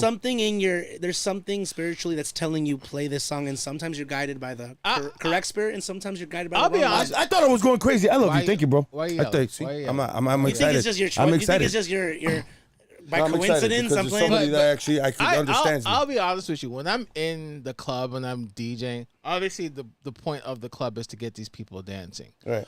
But I'm thinking when I'm going through my Serato, when I'm going through Serato and stuff like that, I don't have Serato face, but when I go through Serato and stuff like that, I'm thinking to myself like, what song could I play that just like make them snap or go in the club and stuff like that. And you could be hitting with like Pound like to say banger after banger after banger. What's a and banger? Whatever. But you could play a banger after banger after banger. You could play Thong Song or Missy Elliott's Where My People, For My People, or Pitbull's Kulo and stuff like that, or DJ Inor Calabria and stuff like They that. don't want to hear that. What do you mean? They don't want to hear that shit. No, a they lot want- of these kids don't want to hear that. They wanna hear the Nowadays, they fucking- don't. They no, wanna they hear- want to hear the fucking Fiends and the Travis Scotts and the Sexy Reds Yeah, and and the stuff Sexy like Reds at 10 o'clock. So early in the club. So before we get out of here, real, because I know you gotta get out of here. So normally we ask our DJ some. You're coming back, bro. You're coming back because we're gonna finish this. We're gonna finish this. Yeah, you a mission away about an hour to get here, boy. Yeah, but I'll send the car. I'll send the car. Send Don't me a worry. car. I'll I come. got you. As a matter of fact, we're we going want- to do it at the movie theater over there by your house. Yes. Hollywood. Yes, Hollywood Boulevard. Brian, Mr. Food over there. It's so good, bro. So, Steaks out.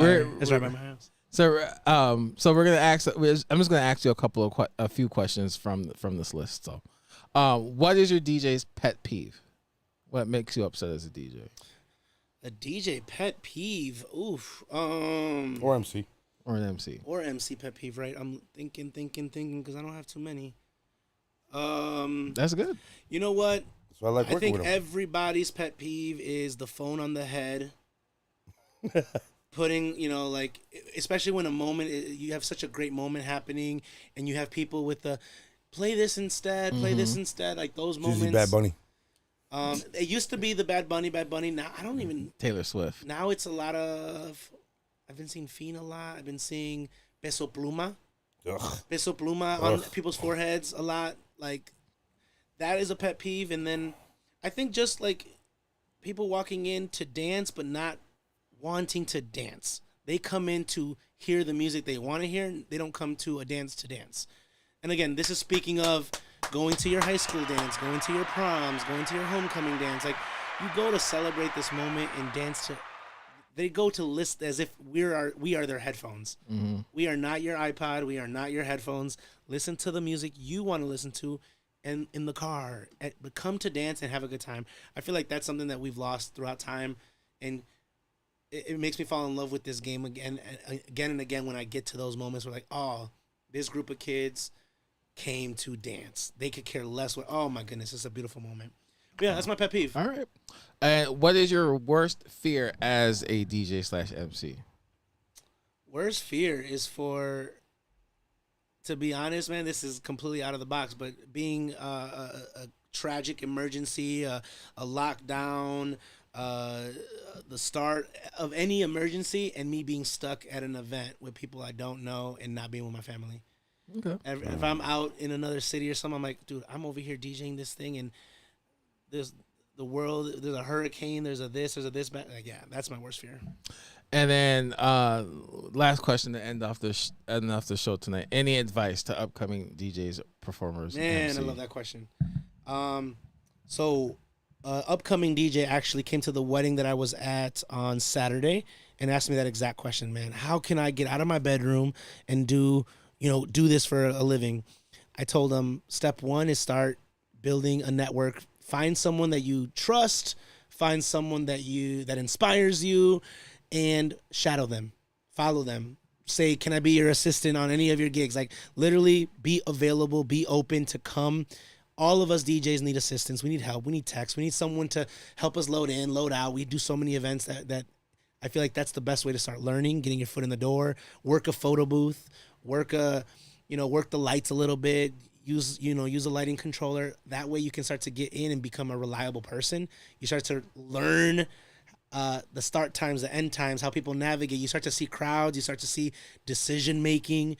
That way you understand, oh, wow, when I'm in my living room and working on these transitions, that would never work when I'm at a live party. So I think being at these events, and I'm strictly speaking from a private event standpoint, go to the Sweet 16s, go to the quinceañeras, go to the weddings, follow along, follow someone, and then honestly keep practicing and keep advancing your knowledge, and don't be afraid to take on different roles, man. I made my career by taking on different roles. I mean, from dance to cheer to MC to DJ to choreographer. I've choreographed quinceañera, valse. I've done it all. So I think you can move. That's for sure. I think, bro, like just doing it all, like is a great way to meet new people. I met Al doing emceeing for a club. Yeah. I met Jay Funk doing high school dances. Don't be that guy that I only like to do festivals. I'm only a electronic DJ. If you're really trying to make this a career, you gotta expand and do many things. You're in different lanes. You gotta have different lanes. Stop it. Mm-hmm. I'm just fine. The bust his balls. DJ, that's it. Yeah. DJ Real has been real. DJ Real's been fucking real. I love it, dude. Real? I love it. It hasn't been fake in here, man. I love it, dude. Been fake I love in it. here. You know why? And this is something that I feel like a ton of bricks have been lifted off of me because this has been something that's been in my head. Refreshing? Yeah, it is. Yeah. It is. I'm not gonna lie. I mean, like you were a little held back. You had a little wall up today. Yeah, because see, look, he's all crossed up now. You've had a little wall up. I felt it, but it's good. No, he hasn't been cleansed yet, sir. Shut up. I ain't gonna lie. I was a little like, I'm like, how's this gonna go? Because it could go left, it could go right. But I'm like, you know what? Real has some. He's real. Okay, yes, he's real stupid. Real's definitely real. No, not real stupid, but he's real. He's stupid Al. No, he's real. But I'm like, I'm not gonna lie. He read my body language. Like, I'm like, it's gonna be interesting. But then when we got into the conversation, I was like, okay, maybe I have some questions, and the conversation could go very interesting, which it did. So This was it was amazing. it was a good conversation. It was good that we had. It was we all very had to talk about. it was a good conversation, and God does thank everything you. for a reason, my friend. Thank you, sir. Of course, man. I think And it Don't was- start crying, bro. I'm all not right? crying, but no, it was it's something that we don't think about, and it's something that we it got me thinking. you got to think about it. It got me thinking. It got me thinking. You know what? But There's something the reason why I say it got me thinking because there are some songs that I don't play at the clubs because I for me it's just too much. It's too ratchet. It's too the lyrical content is way too much. But I'm like, they want to hear it, but I'm not gonna. I can't. It doesn't sit right with me playing. Like for instance, Kaya's "My Neck, My Back." I hate that song. People want to hear it. You know, and stuff like that. But I think this also goes along if you play for weddings, right? Do you play breakup songs at weddings? Do you play cheating songs at weddings? Like at the end of the day, like I'm Too Good For You, Drake, Rihanna, like popular song in 2012, 2013. Do you play songs that you wouldn't play Carrie could Underwood potentially before give she it cheats, before she cheats at the wedding? before she cheats, right? Like before he cheats. Before he cheats, you wouldn't play that at the wedding. that's Right. sexist. Why is she? And there's a reason why you wouldn't, right? There's a reason, right? You know the reason. Now, go beyond that. Is there reasons you shouldn't play other things? You're right. You know, I don't know. You got me thinking. Something to think about, guys. You know, you got me thinking. So I'm trying to find that fucking song, but I'm gonna find that song. I'm gonna send it to you because it's a new song that came out and it's pretty bad. Dude, It's pretty bad. I know which one you're talking about because my pretty wife bad. always sends me stuff because she's always watching out my back, my spiritual back, and she's like, "Be careful with these songs. Look what they're saying." and so she sends me a lot of lyrics. Envy commented. He said, "Real, I'm glad you got these brothers thinking because I've been saying this for years and they call me crazy." He's got us thinking against you, bro. So thank you, Real. This whole time I thought Envy was against me. This whole time, but yeah, I mean, this is my belief, man. This is what I'm gonna keep pushing, and any podcast I come on, man, this is what we talk about. But you're coming back on. So We're gonna finish this because there's a lot of shit that I got, bro. yeah, next time we'll come prepared with. Did you know the lyrics to this song? Did you know that they talk about this? Oh, yeah, that's what we'll come back That's- next time. Let's do it. We're Let's gonna do it. break. Let's We're make it gonna happen, break for down sure. your song. Let's do it. Break down your song. Real, thank you very much, bro. I appreciate you, bro. Thank you for tuning in to the Industry DJs. Thank you, bro. This was real. It was really real. It was really real. All right, it's been real. Yeah. Again, thank you guys for tuning into another episode here of the Industry DJs podcast. Check us out on your favorite streaming platforms: Apple, Google Podcasts, Amazon Music, Stitcher, and the Anchor app. You can check us out live every single Monday here on the Facebook page at the Industry DJs. Also on YouTube and Twitch at the Industry DJs. If you're at Follow. the Bears game, say hello. Say hello. Yes. If you see Real, say hello. He doesn't bite. You say what's up. Chicago Bulls games. I'll be DJing tomorrow, pregame in the 100 level for at the United Center. So if you go to the Bulls game tomorrow, I'll be in the 100 level playing some house. And House, then- huh? Wow. Yeah, I like doing house when I'm at the 100 level. It's just vibes. And then got you. That's hopefully I get another contract for next season for Bears because every year, it's year by year. So Cool. You got it. You Yeah. got it. You're issuing. Don't worry about it. Awesome. It's only been Awesome. 10 years. I hope. Oh, real quick, because I actually had to make the flyers for the show. So for next week, we also have DJ Pamp on the show MC next week.